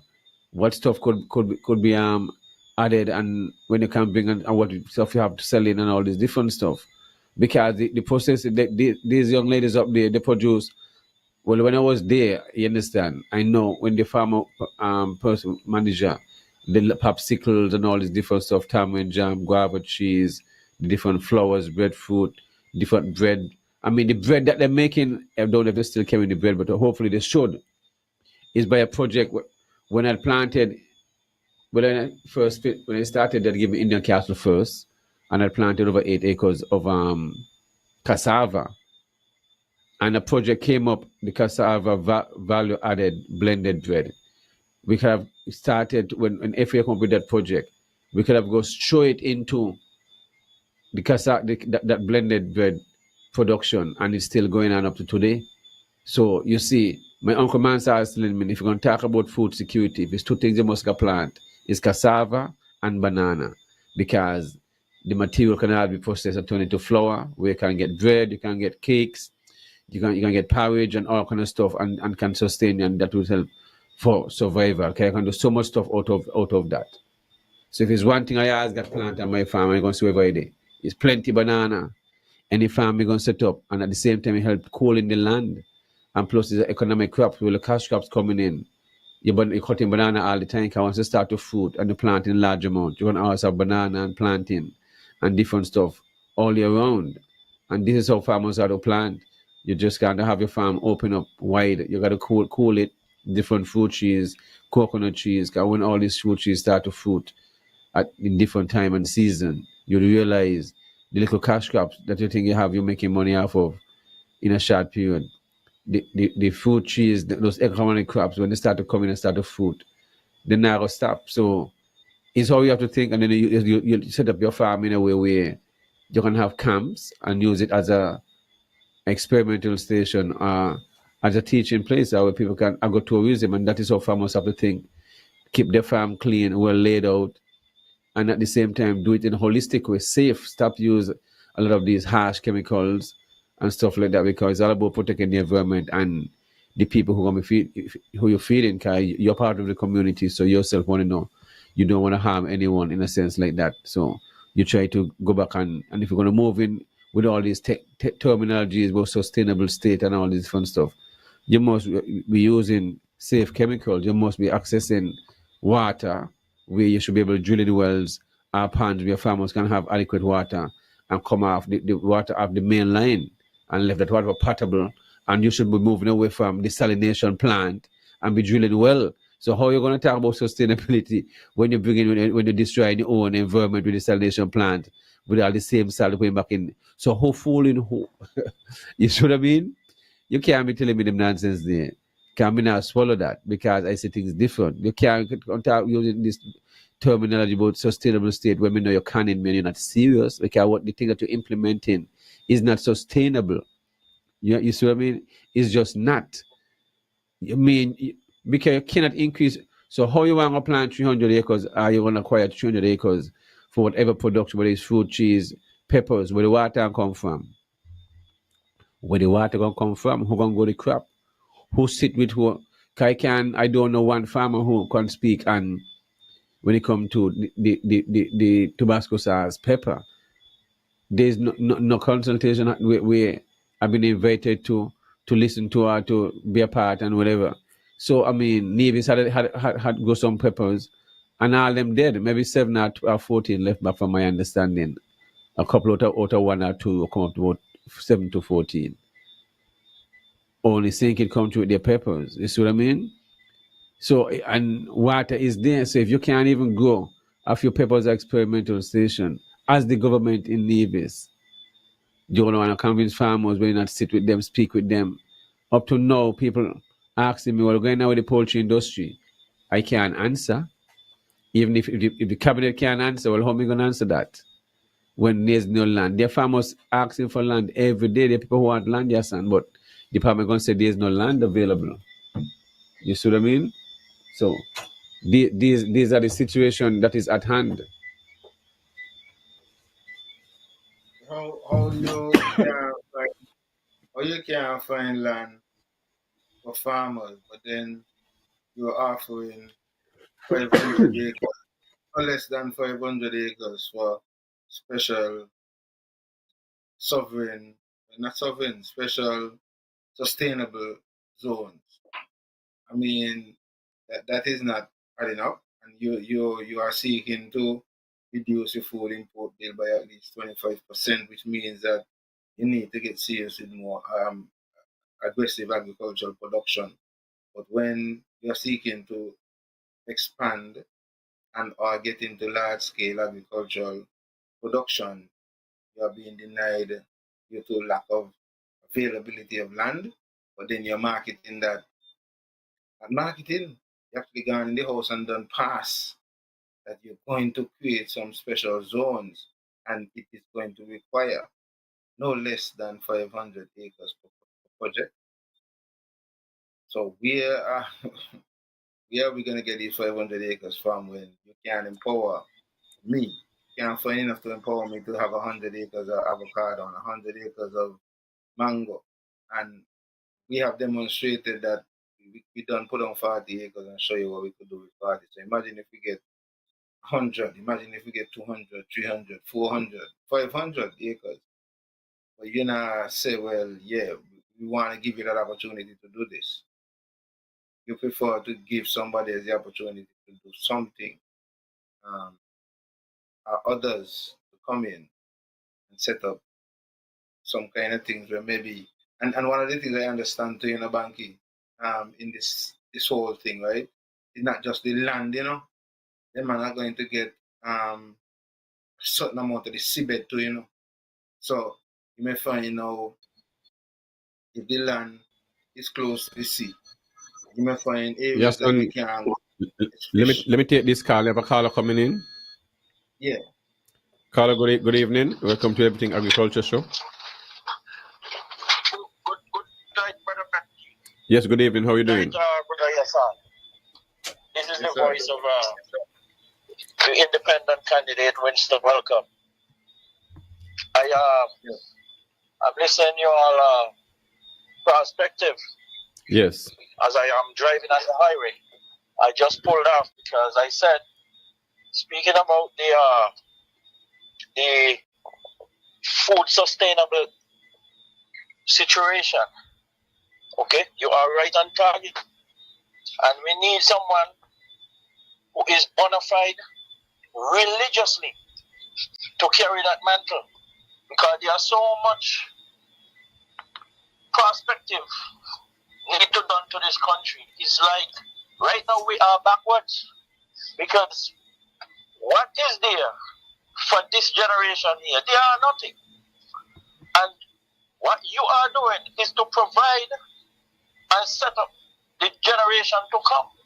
Because I'm pretty sure we grow up meet a lot of fruit trees, a lot of cassava, nuff, potatoes, etc., and banana.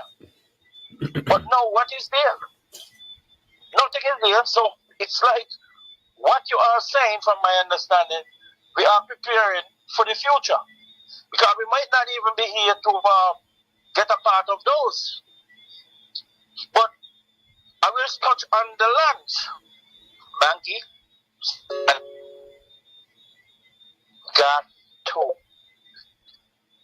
We got to get these people who are trying to sell out the lands in this election. Else there will be nothing left.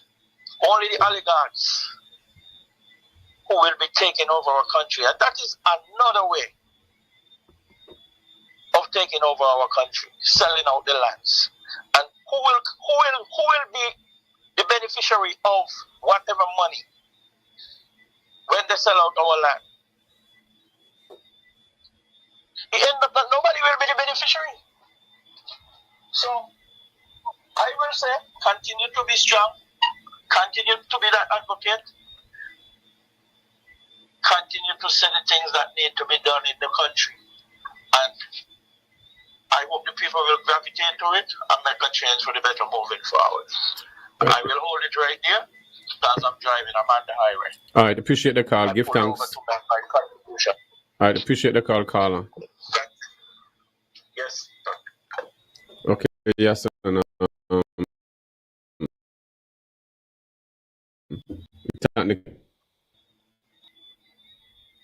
You're breaking up a little bit there. I guess a bit of the network service concern. But the caller, I want to thank the caller and the callers, I must say, so far, who would have made their contributions, very powerful contributions, and I must say a very special good night to Mr. Welcome, as he is also, like you, Bankie, another independent candidate putting themselves up for elections. You're going to be running on Nevis, and he is seeking to present himself in Kits.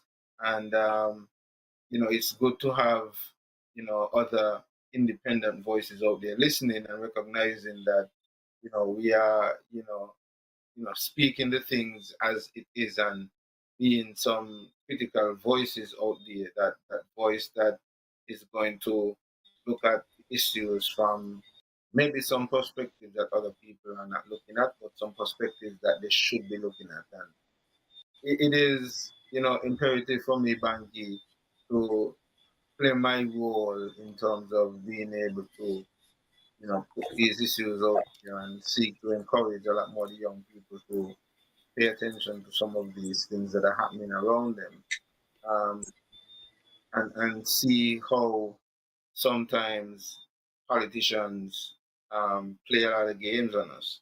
Banky, I keep saying for this evening on this show, that if you could break the Constitution, feel comfortable in doing that, and the Constitution is supposed to be the highest law of the land, and it has been going on for some time, because that's one of the things that is being highlighted, is not spoken enough to me, and no actions up to this point has been taken in that regards. One might say it's late, but it's not too late, because it is still being done.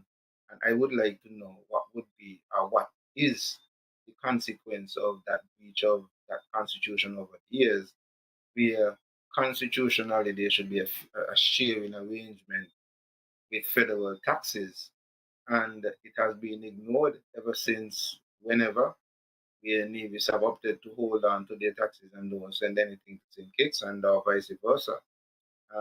St. Kitts collect their own taxes, and then that was not enough. When the arrangement was made for VAT, um, that actually also end up in that same situation. So navies hold on to the VAT taxes that are collected, and St. Kitts hold on to the taxes that are collected. And according to the Constitution, that is not necessarily the way the sharing arrangement should go. And so it is important for us to look at this and put it into perspective, and to wonder why such a breach in Constitution is been going on for all these years, ever since whenever. And strangely enough, all of this happened under one government, happened under the same government that is present in the NIA. And a lot of it happened under both leadership. I think the first taxable arrangement was stopped by the former Premier Van Samui, and the VAT tax was stopped by the Honorable Mark Brantley. And now he is the one who is arguing for the fair of the CBI, which is not possible. So one of the questions I present, and this is why I'm saying, this is why these people take advantage of us, because if you can break the law and break the Constitution, and there's no repercussions for such, then my question is, what special agreement or arrangement that you're going to bring in relation to fair share of the non-taxable that is going to be so binding, if even the Constitution, which is the highest law of the land, you are disrespecting without any recompense or any, nothing for it, and the people are allowing it. So that is why I'm saying a lot of these things are going to continue. Somebody take a step and bring these people, bring this issue to um, court. I don't know if the public can do this. If it really should be somebody, whether it's the Attorney General or somebody within that realm. But then when you have an Attorney General who is uh, then again politically positioned, how, I don't know, these things sometimes amaze me, in terms of how our system is structured and the expectations of certain, things. But the thing is, that shouldn't have happened, and it shouldn't be happening today, but it is happening. And the law, the highest law of the land, is broken by those people who trust to lead us. So how do we fix it? How do you expect anything else when those who should be upholding the law are the ones breaking the law and are not being But punished Yahsonn, in of yeah, go ahead.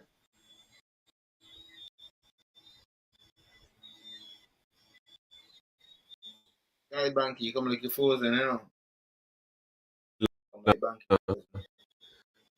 since the Constitution was written, Hold on, when it hold comes to on, citizens' rights, hold on. Whatever you were saying before, whatever you were saying before, now you're not hearing. So you have to start again as you were broken up. I don't know what you said before. Now that you came in, and yes, so start talking. and I was saying, our citizens, our leaders have been infringing from the get-go of the Constitution in 1983 on the citizens' rights to use of cannabis for privacy and all and spiritual aspect of it. Is them put it there, so then still infringe on your rights. So, and the whole society went along with it. The church, the school, everybody went along with it, and the ministers them knows better. You see, they know better. Well, Them Banky, put it there that's the when point. it's when you don't. That's the point I was making earlier, you know. That's the point I was making earlier, and we are getting close to that to our point. But that's where I was making that presentation where I'm saying that is what Sankofa took them to court for. Sankofa took them to court on the basis of having the ability to have it personally and go it and use it in his personal space and also be able to use it for a religious or spiritual purpose. However, those are the same areas that are sidelined. The government up to move with medical cannabis, the two areas that they were challenged on, and they were given 90 days to give some sort of, make some sort of move. It's the same areas that up to this point, they have not made any regulations or put any regulations together. And the minister, um, Honorable Jeffrey Hanley, who is responsible for those areas under the Ministry of Ecclesiastic Affairs, have taken no steps and no actions. And we, the masses, are sitting back. So that's why I'm saying, if I could break the law, if I could break the Constitution, what else I can do? And if I could get some portfolios supposed to be paid to work and do these things, but not doing it, and nobody really saying, by now, you should be deducted, or you need to be removed, or put that ministry there under somebody's portfolio, or whatever the argument is. If you ain't getting that, then I could continue just not do nothing and get paid, because the masses either love it that way or, as you said, don't care. And so it's up to us at the end of the day, bank. But a lot of the times I don't blame the politicians, I'm blaming our people for allowing these to happen and allowing them to play the reverse psychological games on us and have us feeling as if that they are the bosses, when if we only come together on issues that affect all of us and take off the political blinders, take off the whether you are NRP or your CCM or whether you are PAM or Labour or PLP, and say, well, boy, this thing is affecting all of us in a matter of party. And until we could get to those points and some issues that are of national interest. And Banky, before we wrap up too, I want to shift a little bit because, Sunday is supposed to be the Earth Strong of Marcus Garvey. Now, we would have seen all the pump and, photo apps and all of this because Marcus Garvey's son were coming to St. Kitts and Nevis. And he came and they had all of this presentation. Hey, Marcus Garvey Earthstrong is on Sunday. Which one of them is going to host any event to commemorate Marcus Garvey and talk about, the real philosophies and wishes and ambitions of Marcus Garvey? Up to this point, it is only the Rastafari community who have been all these years keeping up these things: African Liberation Day, Emancipation Day, Marcus Garvey Earthstrong, Haile Selassie, anything to do with Marcus Garvey and these things, talking about the UNIA and so on. These people, Banky, at times, are able to play these kind of games on us. The 17th is going to come. That was just a couple of days after Marcus Garvey being here. What is going to be done to celebrate that? What is really going to be done to fix back that building that they claim Marcus Garvey had these fancy speeches in and so on, that is now being pushed aside. The Independence building is don't coming up. exist. The building Shift a there. We're little. talking about building. The building there. Well, I think the stone, the bottom level, the foundation, I think the bottom side is made of stone or concrete or something like that. So I think parts of it is there. So it can be cleaned up and fixed up and turned into some kind of museum or showcase or something where you can, That you gonna know, be given look. away like the Hamilton Mill. That gonna be given like the Hamilton Mill the same so structure in the same way. That happen, you know. Then get away to our Zongo. Then Another get away to point, our Florida the same way to develop. another point I want to interject, Banky, before we wrap up, right, is as we're getting closer to independence, why is it that we have Joseph N. France, a national hero, who is from Nevis? Joseph N. France, so it's not only St. Daniel who is a national hero who is from Nevis. We have Joseph N. France, even though he did most of his political work and his political achievements were done on St. Kitts. He was from Mount Lily Nevis, a Mount Lily Yes. fam, right? Yes.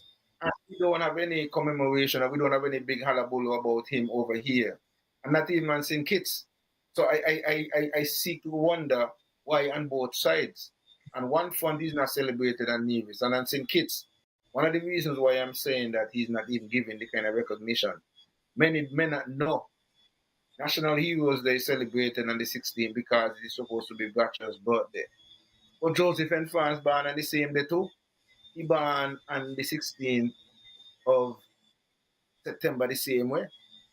But only Bratcher get the spotlight. And if you go through the history of the Labour Party, people will tell you that that man, Joseph N. France, was the brain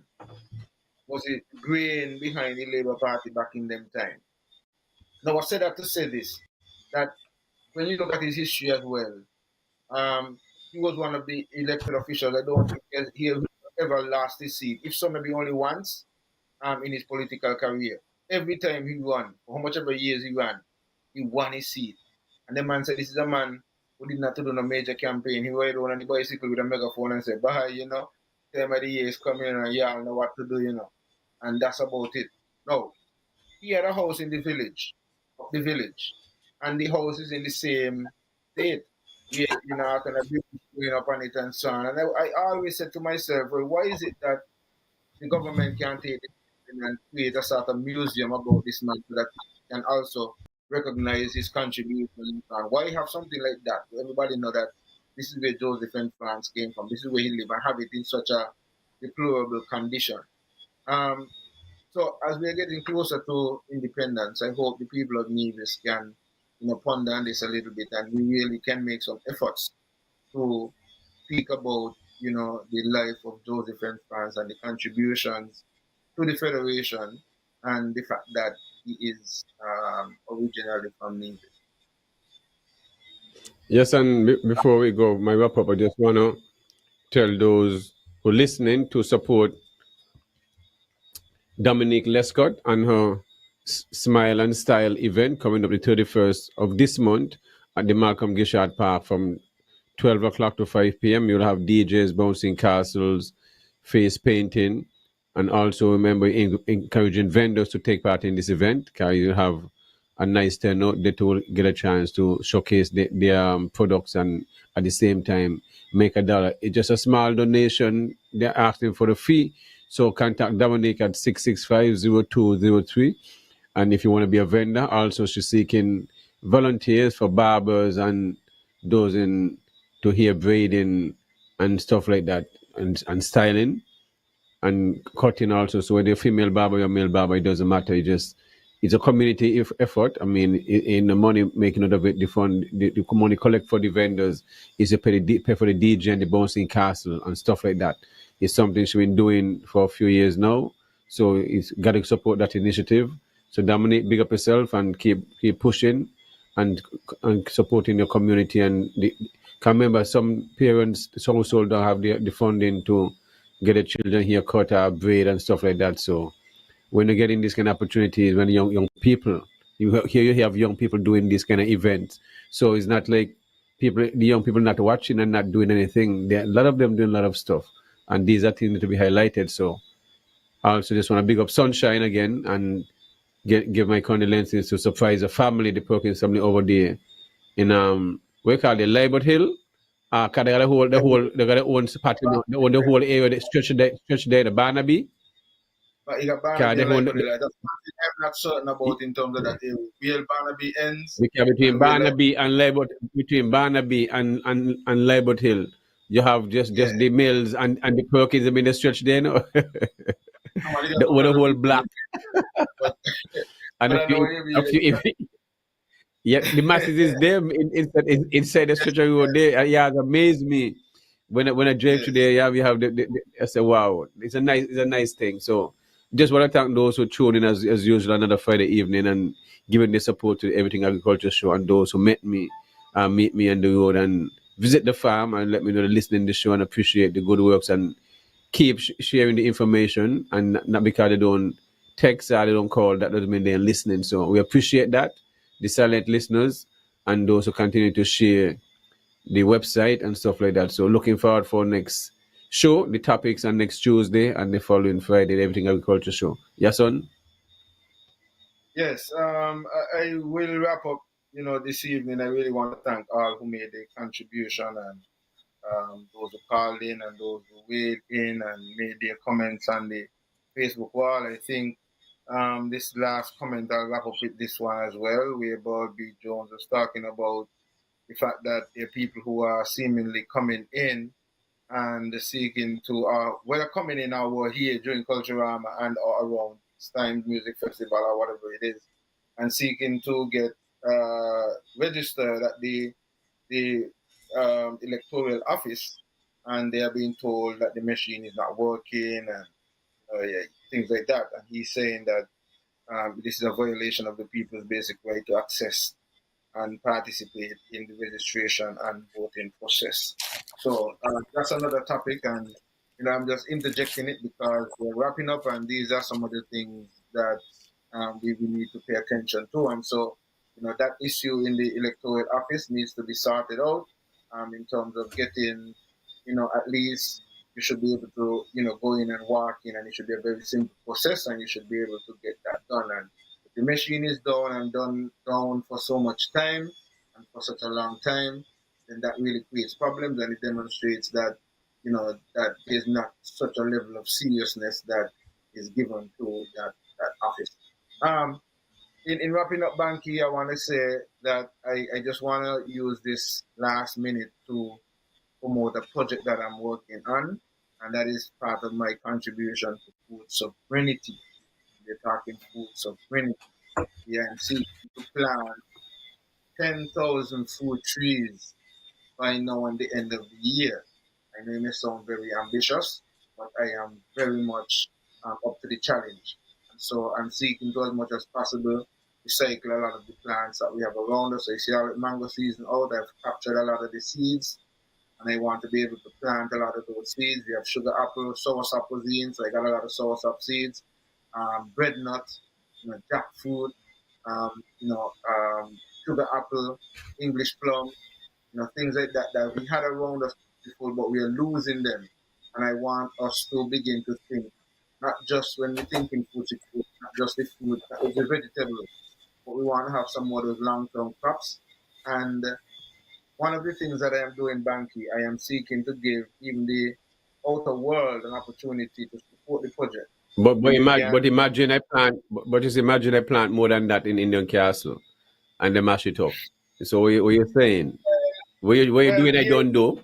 What you here talking is about I what don't do? One place. I'm trying to So what are you expand. gonna say about I'm trying to expand it to the families and to everybody so that, they mash it up? folks here, You see? you can donate $10 for a plant, and we can donate it to whoever you desire. So if you want to donate it to an institution, so even if you're not here physically and you don't want to purchase a plant, I'm encouraging folks to gift someone a plant because it's a valuable gift.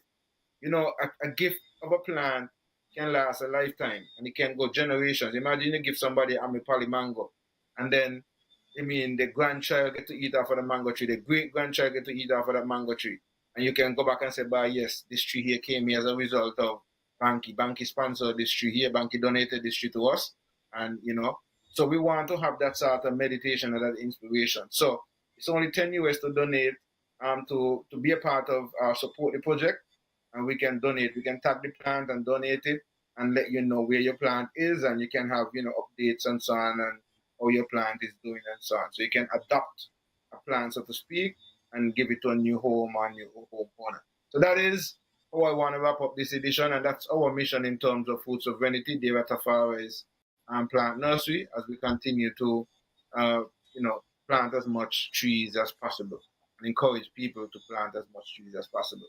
So I want to say thanks to Ira, Alan, and Reese, and the rest of the Real Entertainment Network team for keeping up and really seeking to keep our people informed and updated, and the wonderful job that they do behind the scenes as we bring these valuable shows to you on a regular basis. And so give thanks to the Real Entertainment Network team, and I want to say, guys, we're ready to roll out of here. And so whenever you're ready, bring in the music behind, and we can just rock and roll and get out of here. If there's anything else, Bankie, in the meantime, while we seek to get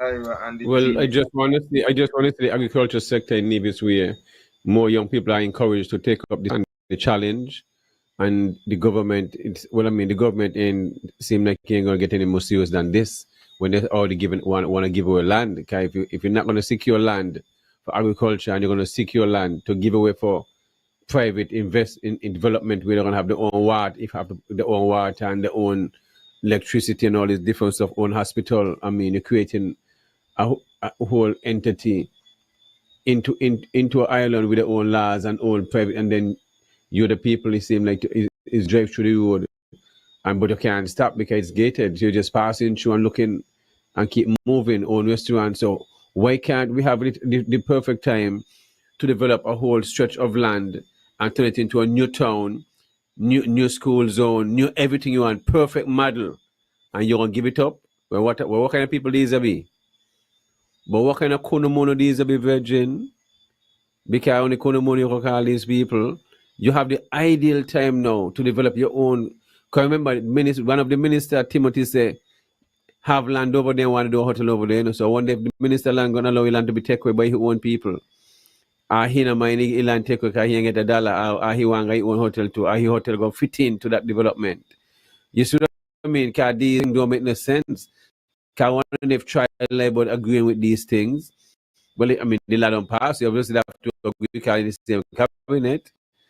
It's just to show you, because a situation like this, it affect everyone and make all of us look bad when our people go and do without consulting and just go past these laws where they can take away private individual land, give up government estates that Bratcher take back. You understand? Take back, from the hand and get this land from the plantation owners. And we're gonna just willingly give them back because somebody making some kind of money out of it. So you see how important some people Not love just somebody silver. not just somebody making some money off of it, but also because those who we keep electing over the years have failed in terms of being able to diversify the economy, and have sought to hold on some very shaky things, and even throw agriculture on the back burner. And even now there's an opportunity to use agriculture as a means of stimulating the economy. And in addition, with cannabis now as another expensive and high-end cash crop added, puts agriculture in a position where, if given the serious attention, would be able to propel our nation into a position where agriculture can provide more revenue than tourism. Agriculture can provide more revenue than CBI. Agriculture can provide more revenue than we would achieve from the little taxes and whatever other little things that we're gonna get for giving away 500 and more acres of land to people who may then encroach on not just the land but also on the sea. because from what I understand, the deal also includes owning certain amount of the the um the land under the sea, the land mass. I forget the name now that they call it now. But we you we are seriously going to find that maybe in some of these projects now, which where we have fishing grounds and so. I'm not gonna tell you no, you can't go out there go fish no more because you're in the Can he fit the waters. beach? Okay. Okay. So might as well tell them first the beach then and charge us to go to the beach then. Around the whole But island. well, Black half if Pennies, you Black half Jessup Beach, Cotton Ground Beach, tell them start to pay like a Jamaica and other if places. you You know that if you well, this is what some of these deals are going to bring us to. So that is why it is so disrespectful to sign up to these things and go in the house and seek to pass these things without having the necessary consultation with the people. And if the people don't see these things as being disrespect and still continue to, then that is why I say at the end of the day, the people have to really reach out to and hope that they can see through these things and begin to take necessary actions and act accordingly and swiftly so that these kind of and levels of disrespect don't continue.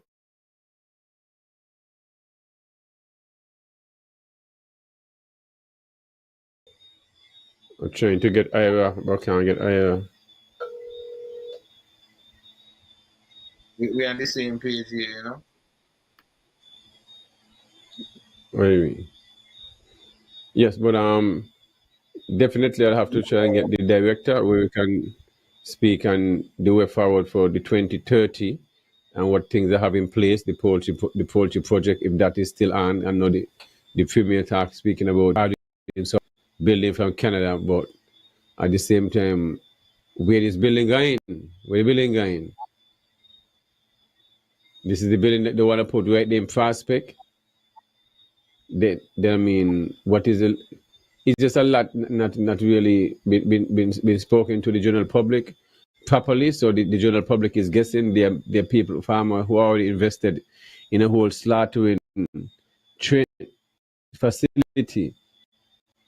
And it's been sitting down for going up 3 years plus. So resources the farmer could have put into his farm, where just of the hype, the ministers and the cabinet had this poultry, poultry processing unit. The farmer just jump ahead because if you get everything go full smooth. But then the minister come back and tell him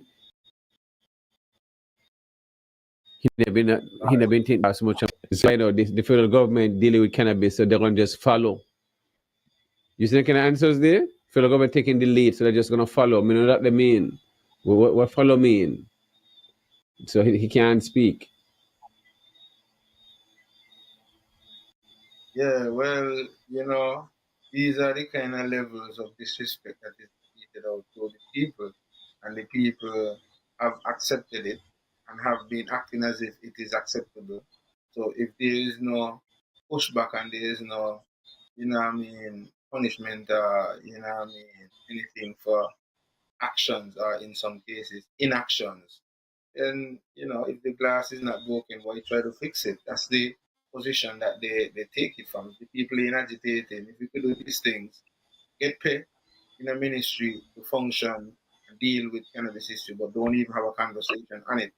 And I'm still gonna be paid every month to not do that job. Why Why even bother?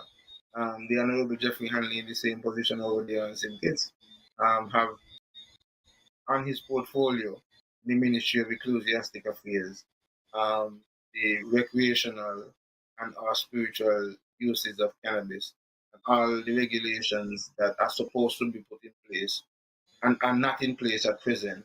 But still, these guys are not doing their job and they're not being punished.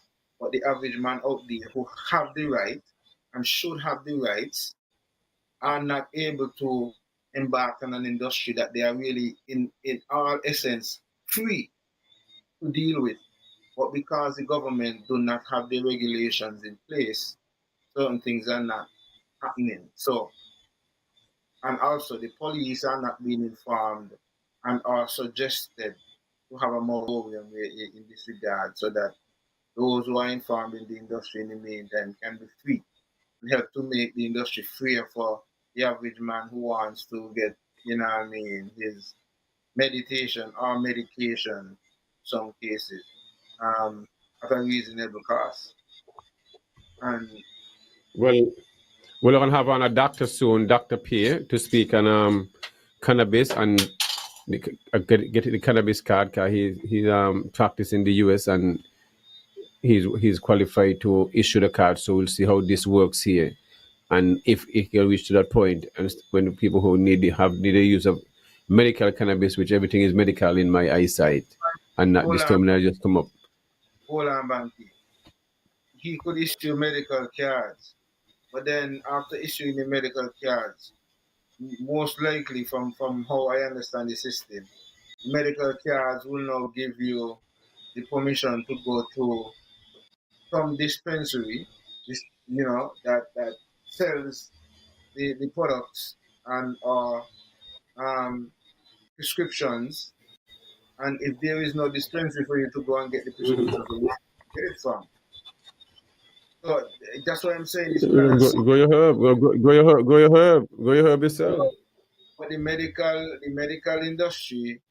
Well, okay, here you're saying go your herb yourself. Okay, that is one aspect of it. But the medical industry is going to be regulated in such that all that is grown and that is available in those sort of industries and dispensaries and so on would have to be tested and have to be documented in terms of the level of THC and the level of Yes, and is a lot going on in the cannabis authority that we're not being told. Yeah, a lot of infighting going on and all kind of something going on. You see what I mean? But they're gonna keep down because the fees and them people is still complaining about the fees inside within themselves and stuff like that. That's why you see. Up to a matter of fact, they said they're reaching out to the minister Eric Evelyn because they can't come over to Nevis to have a meeting without reaching over to the minister. Well, the minister don't exist. They can't come over anytime they want. So up to now, they still not even plan to come, which they don't come to Nevis. So you see something to the seriousness. Because the last thing I was told this week is that they have to reach out to minister to let him know they don't want to come over. So there is a panther. Just, IRI is over here. You see what I mean? So I mean, this doesn't make no sense, Virgin. We're taking them for so long. So it's like the prime minister now come over. The cannabis authority now come over. But they come over. Nevis, the mic about Nevis, me don't realize that. But Nevis, people who lead in are given Nevis. and You see? we have to say that we are sitting by and allowing it because that's what I'm saying.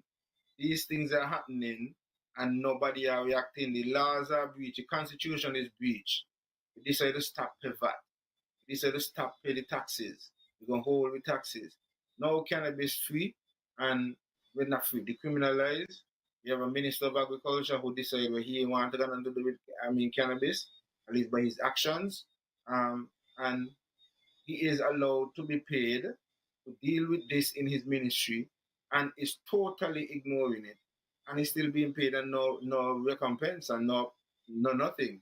And we have the same scenario happening on St. Kitts.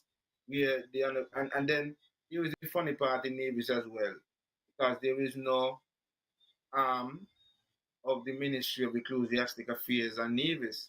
So what happens to the Nevisians? And if we're not even hearing from Eric, in relation to the medicinal side, what will he be able to say about our inability to get access to those things that falls under the Ministry of Ecclesiastic Affairs? Will we all have to go to St. Kitts in order to attain any benefits of those industries? Or will an arm or branch be set up in Nevis so that Nevisians can then access to get the various licenses for 5 trees and the 56 grams and to have their lounges and so on set up. So, we are really going through a time where it is demonstrating that our people are being taken advantage of, and those who are taking advantage realize that they can take advantage because one, we sit back and say nothing, and two, even if and when we do say something, It's all about making noise for 9 days, and then that's about it. Move on to some other new topic, some other hot issue that come up, and we move on. And then that issue is shut down, and so the game continues. And they have realized this, and until we the masses realize the games that are being played by those who we trust to represent us, but then get in power and use it for psychology and make you feel like they're the boss, and you gotta schedule meetings to come to see them, and when you do come, they have you outside waiting for hours, and sometimes you get fed up and leave, and all of these kind of things. But when they want your ex, they come all around your house, your dog come friend with them and all. The dog stop back after them because they might come so often that your dog get accustomed to them. But then after they get elected, next 5 years when they come back, now the dog forget them. The dog don't remember them at all, because the dog will see them again after they get their ex-step. So until our people begin to realize, these trickeries and have a better understanding of their roles as the employers of these elected officials, until we begin to hold them accountable and demand that they report when they go out to have international meetings and on behalf of us and to represent us, and also to consult with us before they make major decisions that have serious implications for our lives down the road. Until we really begin to do these things as a people collectively, stop allowing the divide and rule, and for them to continue to have us with these political blinders and not see issues of national interest, then a lot of these things are going to continue. And for those who get to listen to me this evening and hear these things that I'm saying, the choice is yours. You don't have to accept anything that I'm telling you. You don't have to accept or even attempt to change your ways, right? But if not, at the end of the day, you would remember when that point comes when whatever hit you and you'll be able to look back and say, bye. I hear the Rasta man say these things, You know what I mean? I didn't really pay attention. I might not see it that way at that point. But at that point, my task will be done still. Somebody will be able to go back and look on YouTube, Twitch TV or Facebook, and be able to look back and say, bye. Yeah, somebody did say these things, and it is something that we really should pay more closer attention. Should have paid more closer attention to. I hope it's not too late. But then still, some persons might be able to take the actions that are necessary and empower our people to do that which is necessary and continue to allow them to divide us. All right. So I hear the music in the background. So it means that we do have somebody ready to take us out of here. So Bankie, it was a pleasure. Everybody who were locked in with us, give thanks. We look forward to seeing you again next Friday for another edition of Everything Agriculture. And you won't want to miss it. It's Everything Agriculture. Hey, this man Easy, inviting you to tune in. It's all about Everything Agriculture with the man Bankie and Company alongside Yahsonn Tafari.